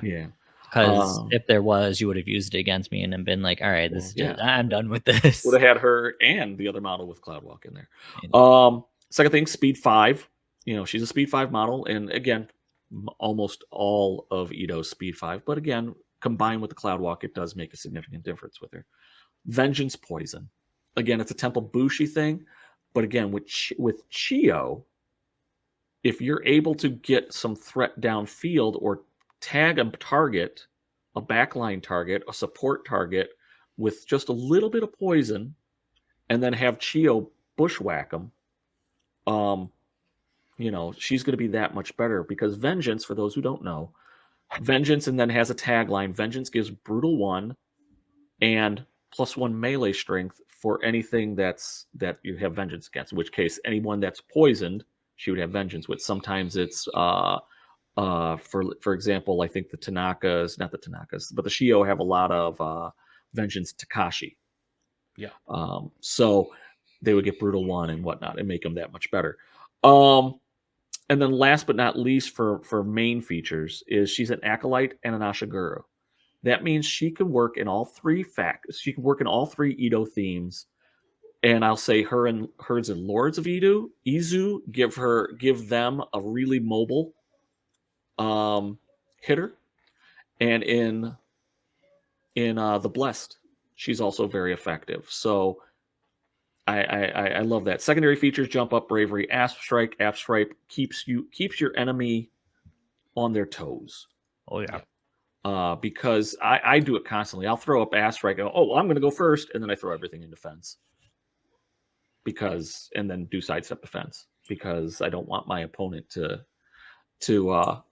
try to just load down and attack me. So it keeps them honest. And then she has a poison weapon 1, so I don't have to spend anything extra. So like when I put her in Lords of Izu, she's going to get the effect of the Lords of Izu theme that tough models tough models can't reduce damage by poison, and she's got an innate poison. Which means you can use your 2 tokens elsewhere. Yes, absolutely. Now the downside of her weaknesses: she is a key stat 1 model. That means that makes her susceptible to control effects, fear. Maybe not as much as fear, although she does. Fear 6 is still going to be somewhat of a mountain to climb with her, although she does have bravery, so that does help. But that key 1 stat really makes it tough. And then I have 2 of them, but really they kind of get the 2 weaknesses, but you really kind of pin them down. You can really kind of put them together. It's getting pinned down or getting isolated. Because she's so mobile and because you want to threaten the back line with her, she has a tendency to get strung out. And when she gets strung out, she dies. She does not have the staying power. She does not. You know, if you're going to go after that one target that's on the back line that's been poisoned and you want to charge in on that target, more likely she's going to die. I like teaming her with a list that has Jiro in it to give her inspiration. Yep. So that way she's got 4 dice when she goes in to make an attack run. I also like teaming her with Akimoto because Akimoto gets upfield, spits poison over somebody, and then she comes in and cleans them up. I like the model. What do you guys think? Well, we've already kind of all discussed what Chio is. We all kind of like her, whether she's an honorable mention or not. She was among my honorable mentions.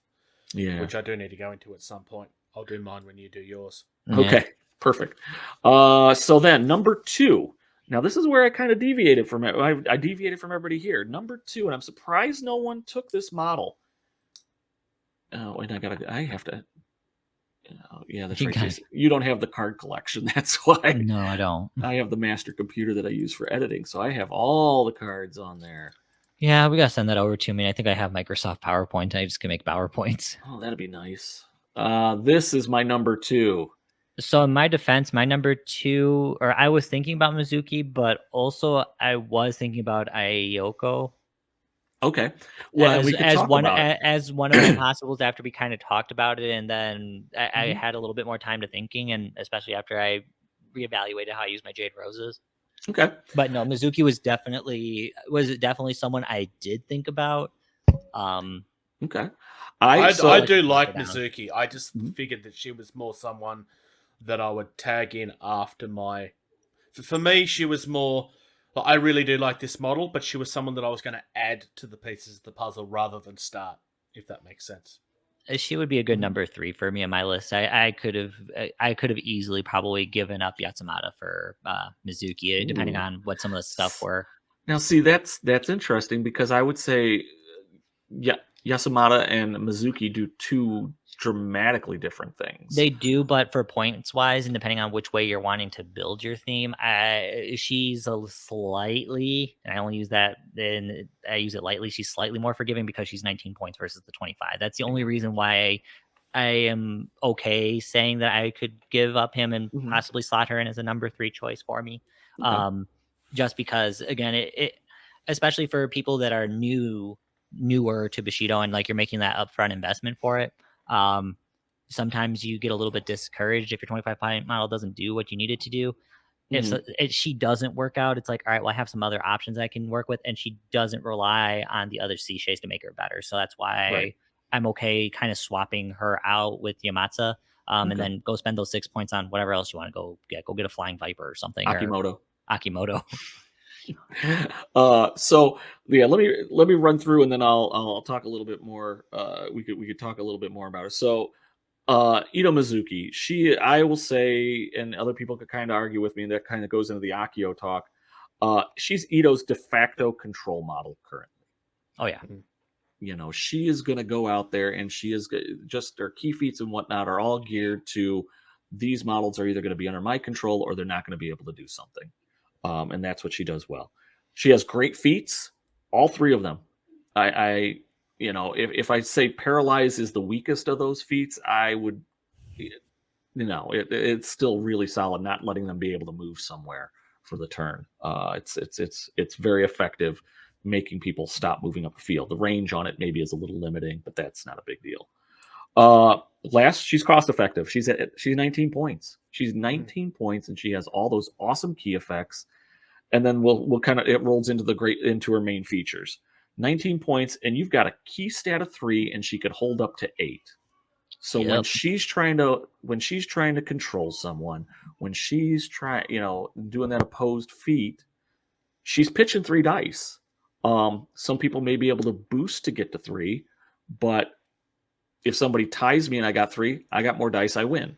And then if they have 3 dice, I'm active and I still win. So yay for me. I would say 80 to 90% of the time I'm going to win those rolls, and so I'm going to control you. Second main feature, and this is probably the one that discuss everybody that I've been playing. That when I've started playing this model a lot, it discusses everybody. It's obey, and it's not just that it's a control, because everybody has some kind of control, but it's the fact I could use it multiple times in a turn. It does not have a turn limiter on it, so I could control 2 of your models in a turn. I can't do the same one unless I activate it, does something, and then I put it again, so that way it's going to be mine at the start of the next turn. And there's ways that she's going to be able to get the key to do that, but just that alone makes her filthy beyond words. And last one is her unique effect. She gains, and the unique effect that I constantly forget, she gains 1 key a turn. So once a turn this happens, if an enemy uses key or key boosts within 8 inches of her. So again, she's a model that is demanding to have key on it so she can do all of her tricks. This is one way in which she can get it.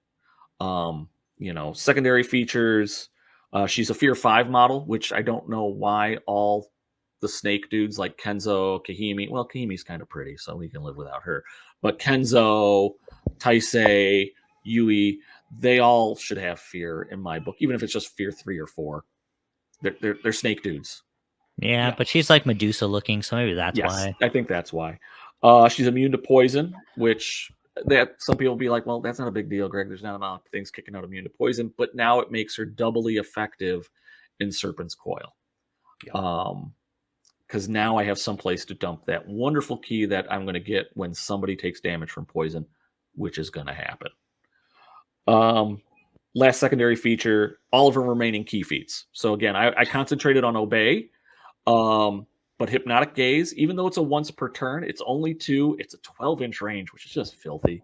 It's half the board. Seriously, that's 12-inch range, and then she can use it once, but then the target is going to lose an activation token. That's disgusting. And get a stun marker. Yay! So you're doing one thing less or becoming exhausted, and you're stunned. If you're exhausted, now you're down 2 in your pool. Hooray for you. You're dead. I'm going to send something to kill you. Probably Masunagi. If I want it done, I'm going to do it right, damn it. But she does have some weaknesses. I'm not going to say she's all flowers, rainbows, snake venom, and so forth. She does have some weaknesses. She is a key hog. Big, yeah. She is the number 1 key hog in Ito. There's Ito. Ito to me, I mean, when I use key hog, I use it a little bit loosely. It's just they have a lot of cool stuff that you want to spend their key on.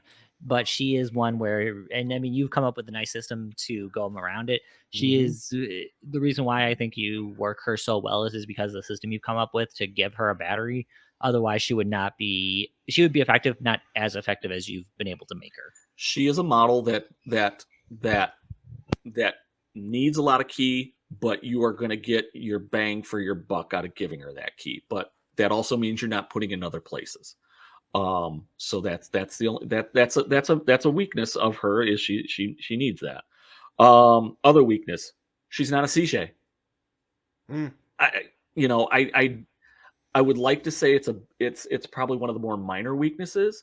If she was a Sishe with a 3 ki and being able to have like a Satatsuki or a Sakura or a Kyo within 3 inches of her to give her a +1, she'd be filthy beyond words. She would be 22 rice if she was a Sishe. With just easily printing Sishe, that would make her a 22 rice model, because that's how people would use her. But her not being, now the other downside of her not being a Sishe is she also doesn't get the umbrella protections of the Jade Mambas. Oh, Jade Mambas, they don't protect Shiguda? No, they only protect CJs and Samurai. Oh. So she doesn't have a bodyguard, which is huge for helping against her other weakness, which is ranged.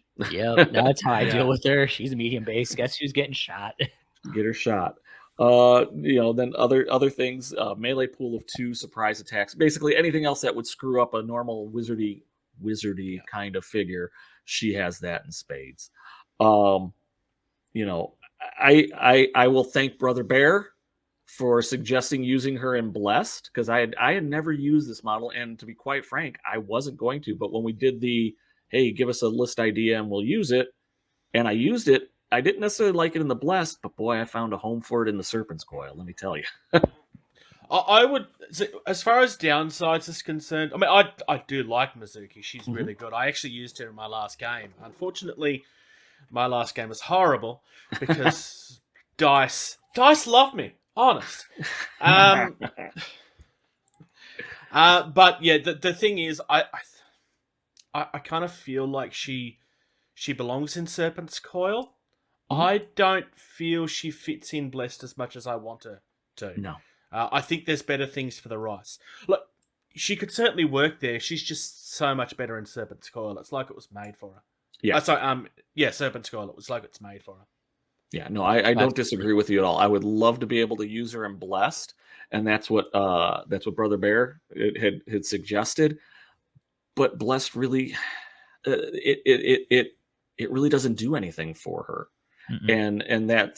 And that's why I find it hard to put her in there. So she is kind of, you can't put her in, obviously you can't put her into Lords of Izu. You can't put her in, you can put her in the Blessed, but she's not as effective as she's going to be in Serpent's Coil. And if she is in the Blessed, then you're probably got a lot of hand-to-hand fighting heavy.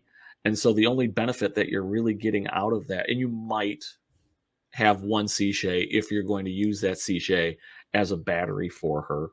So it's probably then going to be either Sakura or Satsuki, sorry, because you're going to use her as a battery, in which case then you get a little bit of a benefit out of it. But yeah, I totally agree with you, Jason the Bruce. She is tailor made for Serpent's Coil. And for those of you who are new, why is she tailor made for Serpent's Coil? It's the immune to poison. So in Serpent's Coil, if something takes damage, the theme bonus is if something takes damage due to poison, and by something it could be friendly or enemy. I probably should have done that the other way. Enemy is obvious. It can also be friendly. If they take poison damage, you get, at least for one turn, one model, one turn, you will get 1 ki. So again, it's another way to get ki on this model. And she needs as much as she can get. And she deserves as much as she can get. Now we were going to say now, I guess the big debate is which, so you have two kind of, we'll call them wizardy heavy men. Wizard Mizuki. You're a wizard Mizuki, or a wizard Akio, or Akio's more of the priestess type. So, and let me throw up Akio. We've had Mizuki up there enough, so that way people could see what we're talking about. So for which would you prefer? would you prefer? And again, if we're playing in a totally unbiased, we're doing ordered for battle. Ooh. Which do you go with? Do you go with Akio or do you go with Mizuki? My answer depends on how much virtue I can throw out. And I 'Cause if probably should I have put that as have- a weakness to her, but I just find that less a weakness, more of a lack for Mizuki.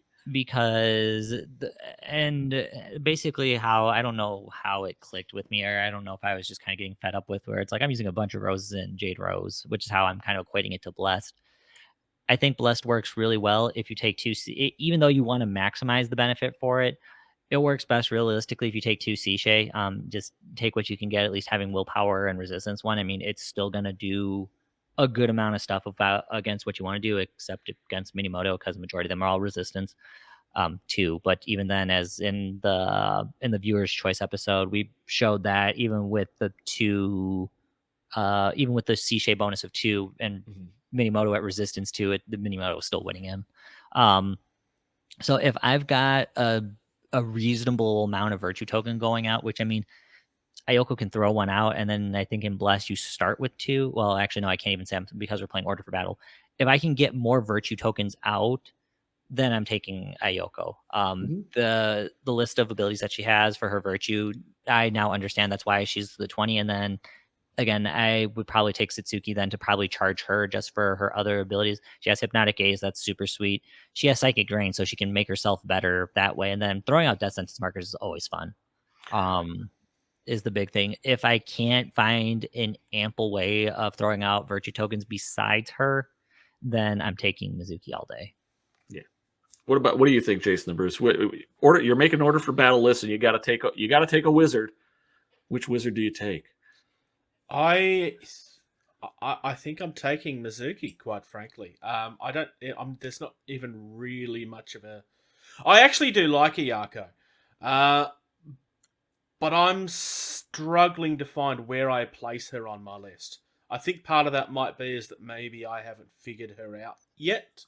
I mean, throwing out Death Sentence markers is fun, yeah, but I just think I'll get more out of Mizuki as a rice.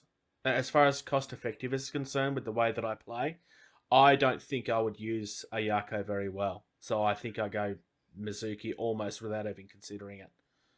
Yeah, I'm probably in agreement with you too. I've tried Ayoko, whatever, and I just cannot get her down. Death Sentence is fun, but what I find Death Sentence usually does more of is, well, there's a twofold problem with Death Sentence.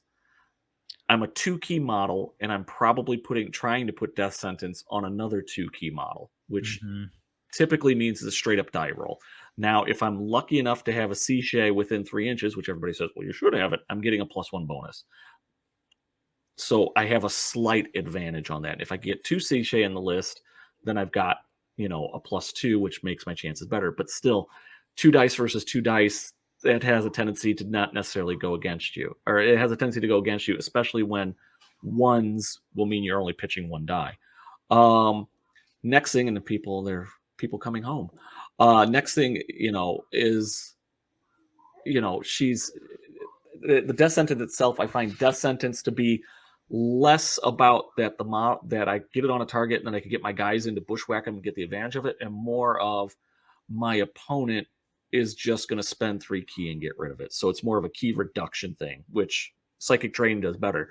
The other thing that I dislike about Ayoko is all of her key feats are single turn.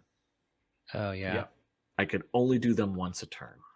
Now, from a virtue standpoint, and this is why she works in the Blessed, it's very hard not to take her in there. She has some great freaking virtue abilities. She kicks out a virtue token in the Blessed, you're putting 2 more out. So you're essentially on turn 1 going to have 3 figures with virtue tokens. So that means I don't have to give Kahimi Forked Tongue, saves me points. If I want to make, I put Masunagi and I give him a virtue token. Now I get lightning reflexes, or even better, if I don't have to use lightning reflexes, the opponent attacks me and I sidestep around to their back arc. Now I give Masunagi Assassin. Hilarious. If I'm playing in Blessed, I'm taking her. If I'm playing anything else, I'm taking Mizuki. She's just good. in my opinion. All right, so that brings us to our last figure. Gentlemen, I'll open it up to you. What do you think my last figure is? I'm kind of hoping that you're simping for Masunagi because I know that you just like him and you use him all the time. But it's either that or you're calling the poster boy or you're calling the president of Heavy Men Hair Club and it's going to be Saburo. And the answer is Masunagi. Yeah, I had a feeling. I can't You not can't. take this You man. betrayed the CEO of Heavy Men Hair Club. He is on my well, we'll get to that in a minute. But the man mountain that is Masunagi is just too good not to take. Bullet points that I have on him: he is a combat beast. He is single-mindedly going to go forward and beat something, and I'm waiting for the day that they make an equipment card that's a ranged attack, and I'm putting it on this man. To take Bachi, or can Bachi give the bow to them, or is it only to the Blood Brothers? I think it's only to the Blood Brothers. Oh, okay. If not, otherwise you take Bachi for 2 points and be like, "Here you go, take this bow all you want." I'm hoping that they give him throwing stars or something. Okay, because he clearly is a throwing star kind of person. Yeah, look at him; he's a throwing star kind of guy with a 4 range attack. I'm just waiting for the day they do that. They never will. Combat beast. He's very offensive. Doesn't need. And here's the other thing: there are a lot of cool buffs you can put on him. He doesn't necessarily need them. Nope. I mean, you could put 6 cents. You could put Fork Tongue on him to give him 6 cents. I could give him Arashi's Fan to give him some range protection. I could give him Mitsunagi's Gambit so that way he's cleave 3. If I didn't put anything extra on him, he still would be probably the most solid, the most focused model in all of Edo. And then last bullet point for him, he is probably the most cost-effective model in Edo, and I think we've all said that. At 17 points, he's stupid good. Just stupid good. Even with you, Jason, the Bruce, talking about Naruto, whatever. Naruto? Wow. Yes, Naruto. Talking about Haruto coming out. I mean, I thought that, he's pretty, what is he, 13, 14 points? I mean, that's pretty 13. effective. That's still pretty effective, but I'd still spend the 4 extra points and upgrade to Masunagi and take him. I mean, unless if I'm doing something that's requiring me to be like much more defensive and protective with just with as Haruto. A tease. Oh, it's funny that you mentioned Haruto. Yes. Because guess who the first person on my just missing out list was? Oh, Haruto, they're very nice. I don't blame you. For 13 points, he's a solid model, and the ability to get upfield and not be penalized for it. Yeah, that's going to be game changing to a certain degree. Yeah. We discussed a little bit about him off camera while we were preparing for the episode, so we might go into that once you finish talking about your number 1 guy. Yeah. So main features on Masunagi, and we've already probably kind of covered them, but I'll just go through them briefly. Melee pool 4, so solid, and it's boostable. Yep. He has his key feat, cleave, that gives him that. This is his bread and butter. It gives him brutal 2. Enough said. And then martial prowess, melee. So when I do screw up that 1 die that I put in defense, because I'm going all out 3 dice to try to murder something, I could at least re-roll it and then roll a 1 again. Secondary features, speed 5. Again, it's an all Edo thing, but it has to be said. An armor 2 guy that can murder as good as he can, having a 5 speed, moving 7.5 when he's running. That's great. That means he's going to get up and do what he needs to do fast. Cobra Strike, the ability to determine who's going to go first in the combat, whether they're coming into you or you're going into them and they have reach. It's fantastic. Whether it's just to make sure that you're going to get the killing blow against them or as a bluff. And again, I use it as a bluff a lot. And then sidestep defense 0. Again, another way that nothing better than somebody's coming in to attack you. You go, okay, I'm going to use lightning reflexes. And then I go all defense. I go 4 dice in defense and I do sidestep defense. And then I'm lined up for the next turn as long as I got an activation to come in behind and then murder. How to annoy your opponent 101. Yes. He does have some weaknesses. For all the glory that we've heaped on him, these are the weaknesses that I've seen in him. Fear tests. When Jason said he was a coward, when Gaming Jason said he was a coward, he is not he does not have the coward trait or cowardly trait. It's just he has no bravery, no leadership. He's a key 2 model, so he should be able to make most fear checks, but not being able to re-roll it, not having any bonuses to do it means you can't rely on him making that check. Or he's just one bad die roll, because I remember we've had it one time where a pit dog walked into him and he failed his fear check. A fear 3 fear check. That was sad. Hilarious on my part. Ranged attacks. He does have susceptibility to ranged attacks. What doesn't? I mean, I'm thinking mostly of ninjas. Ninjas are my yeah. nightmare. Ninjas with rapid fire at close range and lightweight. Yeah, just hose him. Yeah, that's with I poison guess. on it. Ninjas are a little bit of the weird case because That's a especially meta with the for events. us. Well, with the ninjas, at least, I mean, they have to take the event card, so that's what's really nasty, especially when they rapid fire. Otherwise, I mean, any other like traditional range, even the blind archer, I call him the one who doesn't need line of sight. Oh, the Shiho archer, yeah. When he shoots him and Shiho, I would think he'd actually be okay. I mean, he'll still get pip. The only issue is that one pip on Ito is kind of huge. But I mean, excluding the ninja events, I mean, I kind of push back a little bit on him being susceptible to range, because that's basically everybody else in the game at that point. Yeah, and then I'll throw in the last 2 I have not active. So if you are not active, Masunagi is not working at his optimal because you can't get cleave. Yep. And cleave only. So again, for those who are new, cleave gives you brutal 2. But you have to be the active player, and it only lasts until the end of that combat. Let me just throw that end of the activation. End of the activation. So there we go. So I try to maneuver here. There we go.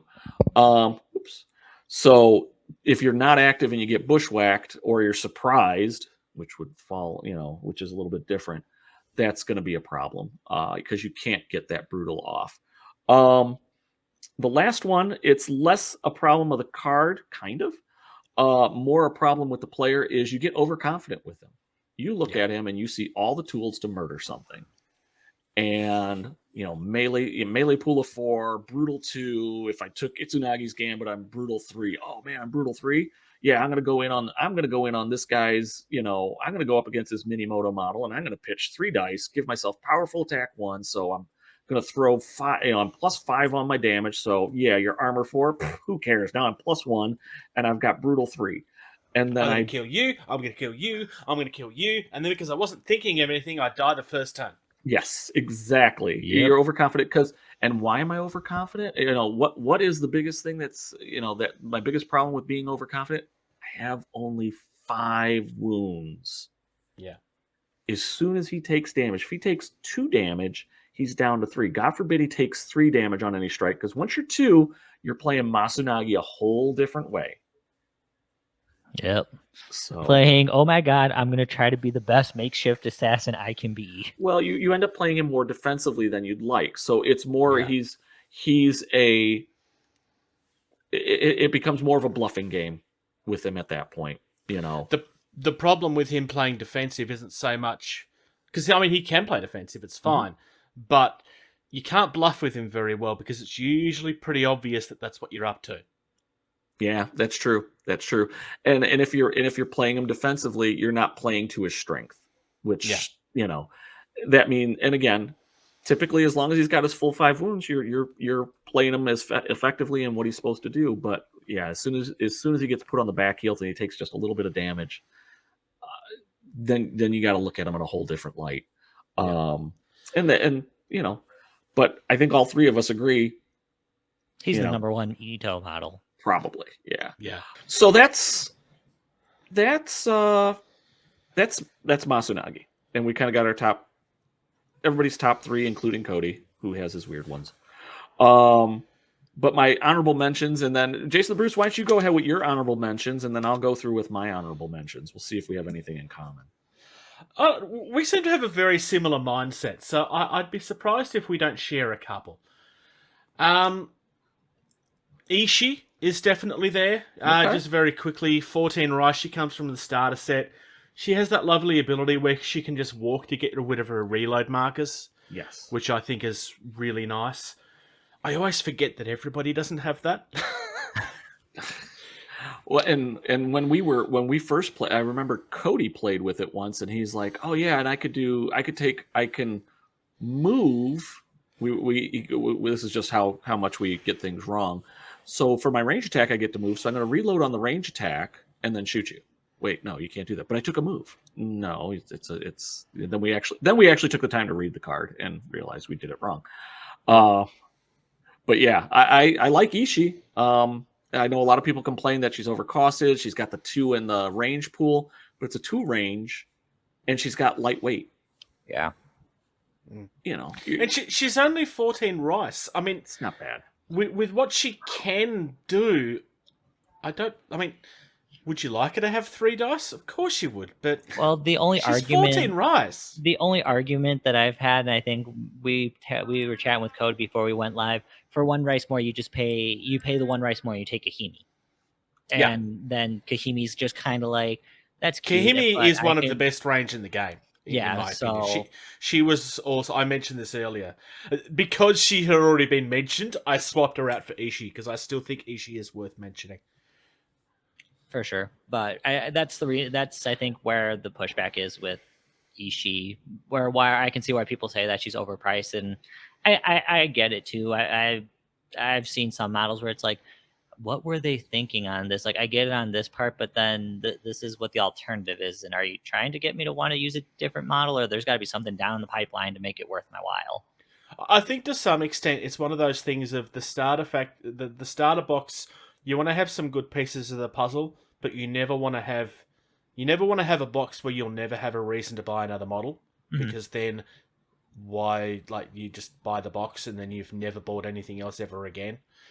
I like Ishii. Ishii an auto include? No, she's not even close to being an auto include. I do think she's worth the mention though. The snapshot's really nice. Being able to walk to get rid of your reload markers. So Greg's got Masunagi coming right up into my face. I can walk back to get rid of it, and I've just reloaded my marker. I just think it's really, really helpful. The other one I think is worth mentioning, and this was one of the first models that we added to our suggestions list on our Ito episode on our channel, Takeji, because he gives you the bodyguard for your samurai and your shisei. 15 rice, he's the named Jade Mamba. He's got 3 melee, he's got a Nodachi, so he's got a nice powerful attack. Rend is nice, it gives you brutal. I'm not entirely sure that you'd always use it. It just depends on the situation. Takeji is very close to an auto-include, but it depends on what's in your list. Yeah, we're big fans of Takeji on our end. For Samurai, for Sishe, and then he's just a good model, and he's well priced, 15. Bodyguard and Rend. There's nothing not to like about that combination.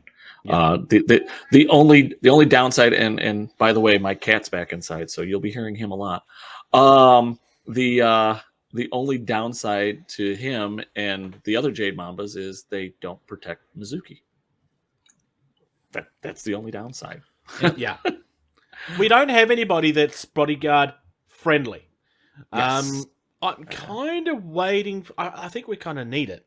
But I have a feeling that it's going to end up being on something that's going to die first turn or something. Very likely. Or they'll just have sacrifice. That might be the thing. Well, you know what? I shouldn't say that, but again, I think it's more for cheap. I think it's more for the CJ. And I'll the children of Orochi. The children of Orochi, and then the name dude that's a child of Orochi. Now I'm going to have to go back. All right, let's go to find them so we could see that. There he is. We'll work with him because he's... Yeah, they have self-sacrifice, but again, it's Sishe, so it's not friendly. But if you want to keep your Sishe alive and don't mind sacrificing an 8-point and the Child of Orochi, I think are 6-point models, or your Arc nodes, then these guys are great for eating a hit. And I got 2 more. Okay, go for it. Very quickly. Akane, which is one of the new models. Yes. She's 14 rice. I really don't think enough people talk about Akane. 3 rice in melee. She's got bleed. She's got reach. She's got push attack. She does have Blood Orochi. The big one is Skewer. I love Skewer so much. But the only weakness is she doesn't really have. There's no bonuses on the barbed spear. It's just your straight rolls. There's no extra for your damages. Well, but for 14 Rice, I think she's really good. 14 Rice, she's really good. I mean, again, Haruki, who was the original Gunso, Ashigiri Gunso, he has the barbed spear too. So he has bleed, he has reach. So it has reach, it has bleed. I think bleed is what really makes the barbed spear helpful, because when you throw that Blood of Orochi, giving poison 1, I'm gonna do 2 points of damage at the end of the round, hoping that they don't have tough, because bleed goes off and the poison goes off. So it's a nice little combo when that happens. I think you're thinking of Itoshi, by the way. No, Haruki. Haruki. Here, I'll show you. Let me get out of this. Oh, I'm thinking of the running guy. Sorry, never mind. Yeah, no. I get you. It's yeah, but yeah, with starter box guy. Yeah, he's in the starter box. But yeah, I like her. I think there's Haruki. Yeah. And he also has the same exact thing, but reach is always good. She just doesn't have parry, which I've seen just about everybody who's got either a Naginata. Well, most people who have Naginatas or some kind of spear typically have parry. If she had parry, she'd be kind of lights out. I'd probably take her a lot more. But that bleed and the poison combo, that's kind of a nice thing. Again, if the opponent doesn't have tough. If they have tough, you're host. Yeah. So what was your last one? What's your last honorable mention? My last honorable mention is Haruto. Okay, and I don't have his card. But that's all right. Tell us about Haruto. 13 Rice, 3 melee, can boost it for 3. Can move 5. He's got 5 wounds. He generates 2. He's got a Daisho. There's no strength bonus there, but he doesn't really need it. He has combo attack. He's a baby Itsunagi. And in the current game, I almost think him and Kobrai do the Itsunagi role a little better at the moment, just because of the Rice costs. Force back attack, which would be situational. He still has sidestep defense, which he needs. He does have the armor too. Prowess melee. He's got split attack. But he's got Asp strike, so you can force him to go first. He's got precision strike to get pierce. His unique effect is the big one. He doesn't suffer melee penalties for running. So you can just run him straight up into their face and scare the living daylights out of him. He can also disengage without having to throw everything in defense. That's kind of nice. So that way, especially if I'm striking first, I get that I'm going to try to land my hit, maybe get lucky and put some damage on you, and then disengage and move my full distance back. Yep. And I could really be serious about it too when I'm doing it. If you've got a Lords of Izu list and you're throwing him in there, this is where you're throwing one of your 2 points. Of Blood of Orochi. For those that are new, you're not getting any more Blood of Orochi. That's the only Blood of Orochi that you're getting. Well, yeah, baseline. I mean, there are cards that will give you Blood of Orochi. True. That you gotta play.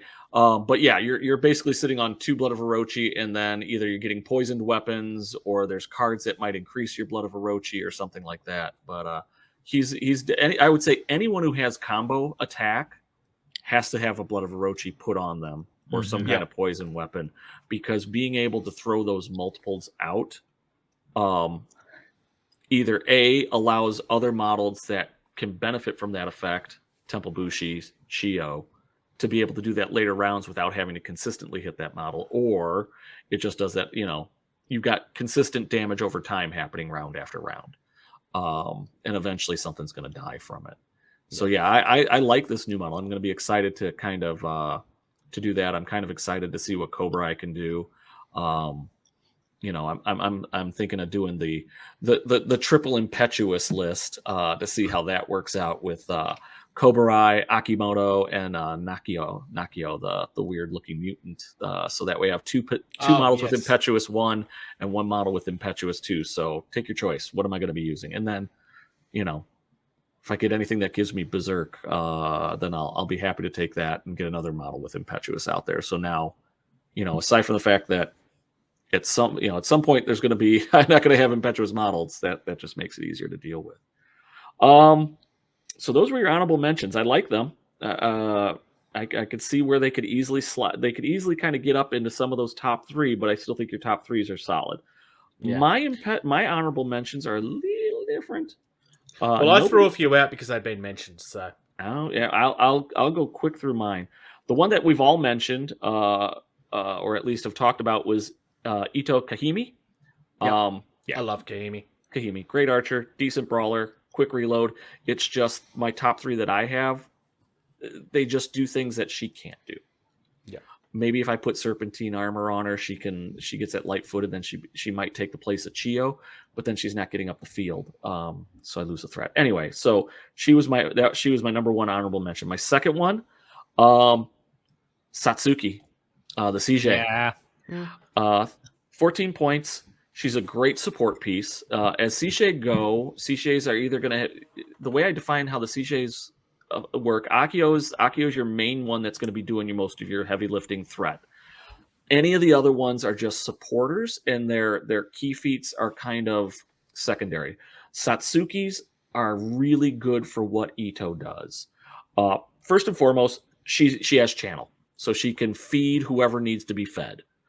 But because she has Psychic Drain, that means she has the opportunity to pull in more ki, which makes her that much more of an effective battery, or it will just make her a more effective battery in general and keep my opponent's ki starved. Her last key feat is Accelerate Venom. And that's great because a lot of times I have models. Excuse me, I'm going to cough here. Ooh, getting dry. I'm going to have models that I really want to put down. That, let's say, they have 1 or 2 wounds left, but and they have 2 activations, but they're not going to die till the end of the round, so they could still do some damage to me. Satsuki comes in there, accelerates the venom. Now they're off the board, and I have less to worry about them. So that's why I kind of like her.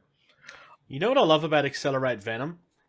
It's only 1 key. Yes, so cheap. Well, so is Psychic Drain is also 1 key. Yeah. Right? True. That is true. The only downside of it is I can only do it once a turn. They're both broken. They're both broken key feats. They should be re-examined. No, but that's why I like Satsuki. That's why if I have to choose between the Seishays that are supporters, I have Sakura, Kyo, and her and Satsuki, I'm probably taking Satsuki every time. And anything that needs to have ki pumped into it, she's got to be in my list. My third, I'll have to admit, my last 2 are more just personal preferences and because they're awesome and fun. So number 3 honorable mention, Akimoto, the man snake himself.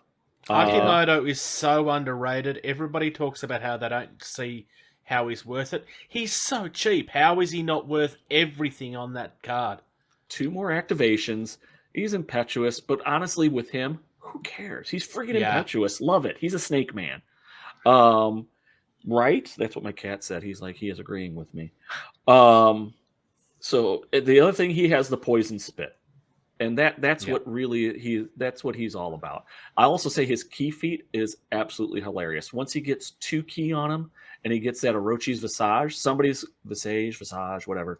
Somebody comes in like, I'm gonna go take him and take him out. I'm gonna toss this up. Good luck. Now I'm a Fierce 6 model with terror. Make that reroll. Let's see you do that again. It's just loads of fat. But more importantly, if I'm really needing Blood of Orochi and I want a lot of it, he generates 2 Blood of Orochi. Filthy. It's delicious. Especially for 6 rice. Yeah, and the last thing, the other ones I only had 3 bullet points for. Him I have a 4th one, is the fact that my opponents consistently underestimate him. Yeah. It's like, what's he going to do? He can't really melee. He's running around with 2 sticks and he's going to beat me, and he doesn't do it very well, and his range attack doesn't do damage. It does poison. Woohoo, I don't care. Yeah, but I'm flipping objectives with him. I'm running around in your backline and doing something stupid. And when you finally get tired of this nonsense, you're going to go at him and he's going to have 4 key. And I'm going to say, guess what? You just wasted a few activations because I made myself look like a Rochi. And now you're not going to be able to do anything with that model. Have fun. So yeah. pro gamer tip, shoot his ass if you have the capability to do it. It helps. But again, there's maybe other targets of value. Like, I don't know, a Masunagi who's bearing down on you. Do you want to shoot him or do you want to shoot Akimoto? Akimoto, because washboard abs can't stop a bullet. That armor 2 can stop a bullet. Here's my question. Is there a better 6 rice model in the game? Because I don't know if there is. I the would Vipers say, maybe, but I don't know. I would say if you're talking around the 6-point range, and I'd have to take a look at it, I'd have to look at some Ryu Ashiguri. Yeah, some of them might be okay, but I would be hard pressed. For what he can do and how he can support other models. He makes Temple Bushi shine because I could throw out if I get a success level 2 strike range attack on any models in somebody's backline, that means I have time to get my Bushis in place and attack them because that poison is not going away. It's going to be there for 2 turns, maybe 3 if I get a success level 3. That I'd have to be lucky. So I love Akimoto. Again, I agree with you, Jason the Bruce. Everybody kind of thumbs their nose at him or whatnot. There's a lot of Ito players that thumb their nose at him. Yeah. Again, I think it boils down to he's impetuous, and typically he's the only impetuous model in your list. And I look at it and I go, yeah, and I know there's going to be times where I really want to activate one model before him because I want to get an attack off or whatever. And yeah, it might throw a monkey wrench. But in my mind, I have that kind of built in. And so I just work around it, and it seems to work out fine for the most part. Last one, and I'm pretty sure everybody can guess exactly what I'm going on because I said these were more from the heart than anything else. I love my guys, love them. Saburo can't the second man snake. He at 13 points, he's a sleeper of a brawler, specifically because he has feint. Yep. That just makes him really good. He's also one of the few snake people that actually have fear. We already discussed this, and I'm going to get a second yellow card if I go into any more description on why he has fear. It's because of his hairpiece. Yeah, okay, we'll go with that. It looks really bad. It's scary. It's so scary. It's bad. It's so bad. It's scary. I don't know. Anyway, Saburo, I like him. He is, he's more than double the cost of Akimoto. He doesn't have a range attack, but man, you get him up the field, he could still fight. If you want him to be offensive, you could do a 2-1, 2 in attack, 1 in defense. He doesn't get the reroll, so it's a little bit of a gamble. But that feint, you just have to, if your opponent rolls really good on one die and crap on everything else, you may strike gold on that. He's just a good harassing model that's in that 13-point range. That's cheap. So that's why I like him. Now, can I put him in my top 3? As much as I really, really wanted to, I couldn't bring myself to do it. No. But definitely honorable mention. He's fun. So that's all of it. That's our top 3s, our honorable mentions.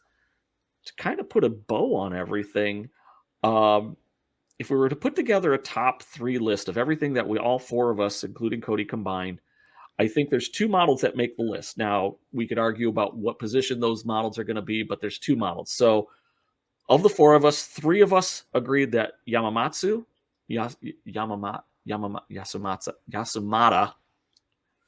was in the top 3. So he's definitely in the top 3. Again, 3 of us picked Ito Masanagi. So there's our 2. It really comes down to who do we put in that? Who's the last person taking that top 3? And again, for those people who are new, these are models that I will say you will not go wrong in purchasing and adding into your list. Now, again, if you're looking for something that's theme specific, these may or may not fit those. But in general, I think you will not go wrong in taking any one of at least the first 2 that we've talked about. The third one, while I would love to take Chio, I'm thinking, and again, these are kind of pricey models. I'd either take it really depends on what you're looking for. If you're looking for that control figure, then you really got to take Mizuki. If you're not looking for something control, if that's not your game, then I don't know. What would you guys say? There's a couple of us that said on Kahimi. Yeah, I was gonna say Kahimi. Yeah, maybe Kahimi. Kahimi. I think if, with honorable mentions and everything like that, Kahimi would be up there with the top 3 because I know you both mentioned her in the honorable mentions, and I put her as my number 2. And I think, and didn't Cody mention her as an honor? No, he doesn't have an honorable mention. Cody doesn't have an honorable mention. I bet if we asked him, he'd be all right with it, with her Captain and Tennille captain's hat. Yeah, I would think that just mainly to shorten things down because we're well over 2 hours now. Yeah, my discussion point's not happening. We've been going for a while. Yeah, we'll save that one. I really want to save that one for when Ben's back because that'll be much more fun then because we'll pick on him. We'll outnumber him, and he doesn't have Indomitable. Jump into their comments and guess what we want to talk about. So based on our conversations, the 3 models that we would have in our top 3 would be Yasumata, Masunagi, and Kahimi. Again, that's not in any particular order, but those, given our talks and how we talked about them, whether they're honorable mentions or whatnot, I don't think we would find too much disagreement between the 3 of us that that's a solid top 3 list for Ito. Yeah, for real. Like I said, they cover kind of the main things that you want them to do, and you can still split. You can still take 2 of the 3 and all 3 of the major themes that are played with Ito and add them to your starter box. Or as in Yasumata, you can take them in all 3. Well, yeah, that's what I mean. So when it comes to Kahimi, she was the first model I purchased after my starter box. Yeah, I could believe it. I mean, again, she's serious. I think the first model I got after. What did I get for a starter? No, I just kind of because we came in in second edition, so I was kind of all over the place in my purchasing. But I think I got Masunagi. I got a whole heap of stuff secondhand, so there's a lot of stuff I own that was quite cheap. Yep. So that's pretty much it. In the comments, please let us know what you think about the top 3s. Give us your top 3s. Do you vehemently disagree with our top 3s of Yasumata, Masunagi, or Kahimi, or it's like, duh, guys, that's like Captain Obvious? Let us know in there. This is a supportive community chat. This is not the Silver Moon channel. Yes, this is not the Silver Moon channel of old that went to the Shadow Realm. We haven't mentioned the Great Evil warm-hearted ability, so we shouldn't get any hate in the comments. I'm hoping that's the case. Hang on a second. Let's there we go. Yeah, we get rid of those cards. We're done talking about them. Filthy cards.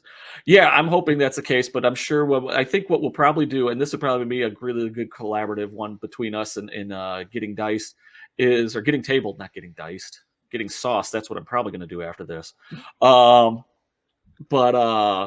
Is talking about faction abilities. What's the most hated faction ability or best faction ability, and just having a good discussion about that, because I think every faction has something that's unique about it or prevalent in it, and that kind of defines that faction to a certain degree, and that'll be fun discussion to have. And people that have been following our Welcome to the Joar Isles videos will probably know where that's going to go, at least first, because we kind of poked the bear on that one quite a little bit in jest. But without going into it now, basically my argument is everybody else gets their ability, so maybe it's time to let off on the hate on this. Just it's massively overrated, and I don't think it's as powerful as everybody wants it to be. Right. So we're hearing it from Jason the Bruce. That means Silver Moon, good guys now. Yes, thank you. No, we're talking about faction abilities. We're not talking factions in general. Faction in general, Silver Moon, bad Silver Moon. I don't have my stick. They do have the best model in the game, though, because that referee is just so much fun.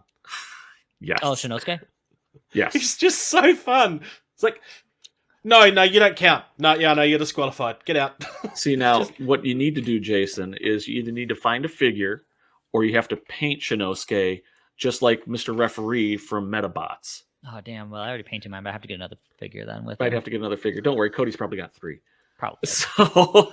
So anyway, first things first, I'd like Jason the Bruce. Thank you so much for joining us. Appreciate it. We kept you a long time, but we covered a lot of ground. Hopefully, you enjoyed it. I enjoyed the discussion with you. No, it's been fun. It's been fun. Excellent. For those of you that are not familiar, Getting Tabled, great podcast. Check them out. And YouTube's, they got a lot of stuff on Bushido and a whole bunch of other games. So highly recommend checking them out when you get the chance. We'll make sure we put a link in our YouTube, and I think we could do that also in our. We can do it on podcast. Anchor too. We can do it everywhere. We'll put links everywhere. It's disgusting. Thank you very much. We're going to have. And hope we'll be able to do this again more often. Although with the time difference, we'll see what happens. We'll make it work when we can. We'll make it work. Yeah, absolutely. And for everybody else, thanks for watching. As always, please comment. We appreciate hearing what you said. And again, disagree, agree, give us your thoughts, opinions. Please, this is what helps us. 1, gives us more ideas of what we could talk to you about. And 2, give us some more feedback, and we could always refine our ideas and help the other players out too, because that's what it really is all about. If you did enjoy this stuff, throw us the thumbs up, give us the like, and please hit that subscribe button. We appreciate that, and that way we know you're getting first word when we start putting out our content. So thank you so much for joining us. I'm pretty sure in the amount of time that we've been going, you've got at least 1 or 2 figures painted. So keep at that painting, play it painted. That's what we always say, or I've started saying recently. My excuse is Adepticon's right around the corner. Yeah, Adepticon is around the corner. Other tournaments too. I think we're not in time for UK, whatever they call it over there. UK Expo. UK Games Expo. Games Expo. That's actually coming up very close. I was going to say. June. So this will be a great time to crank out this will be a good 2 hours or so to crank out some of those figures. Listen to this as you get ready for the Masters tournament. Where everybody's going to play Void Monks. Where we're just going to see all the mirror matchups. Void Monk Palooza for sure. All right. Well, again, thanks so much for watching and listening. Have a great day or evening, wherever you may be.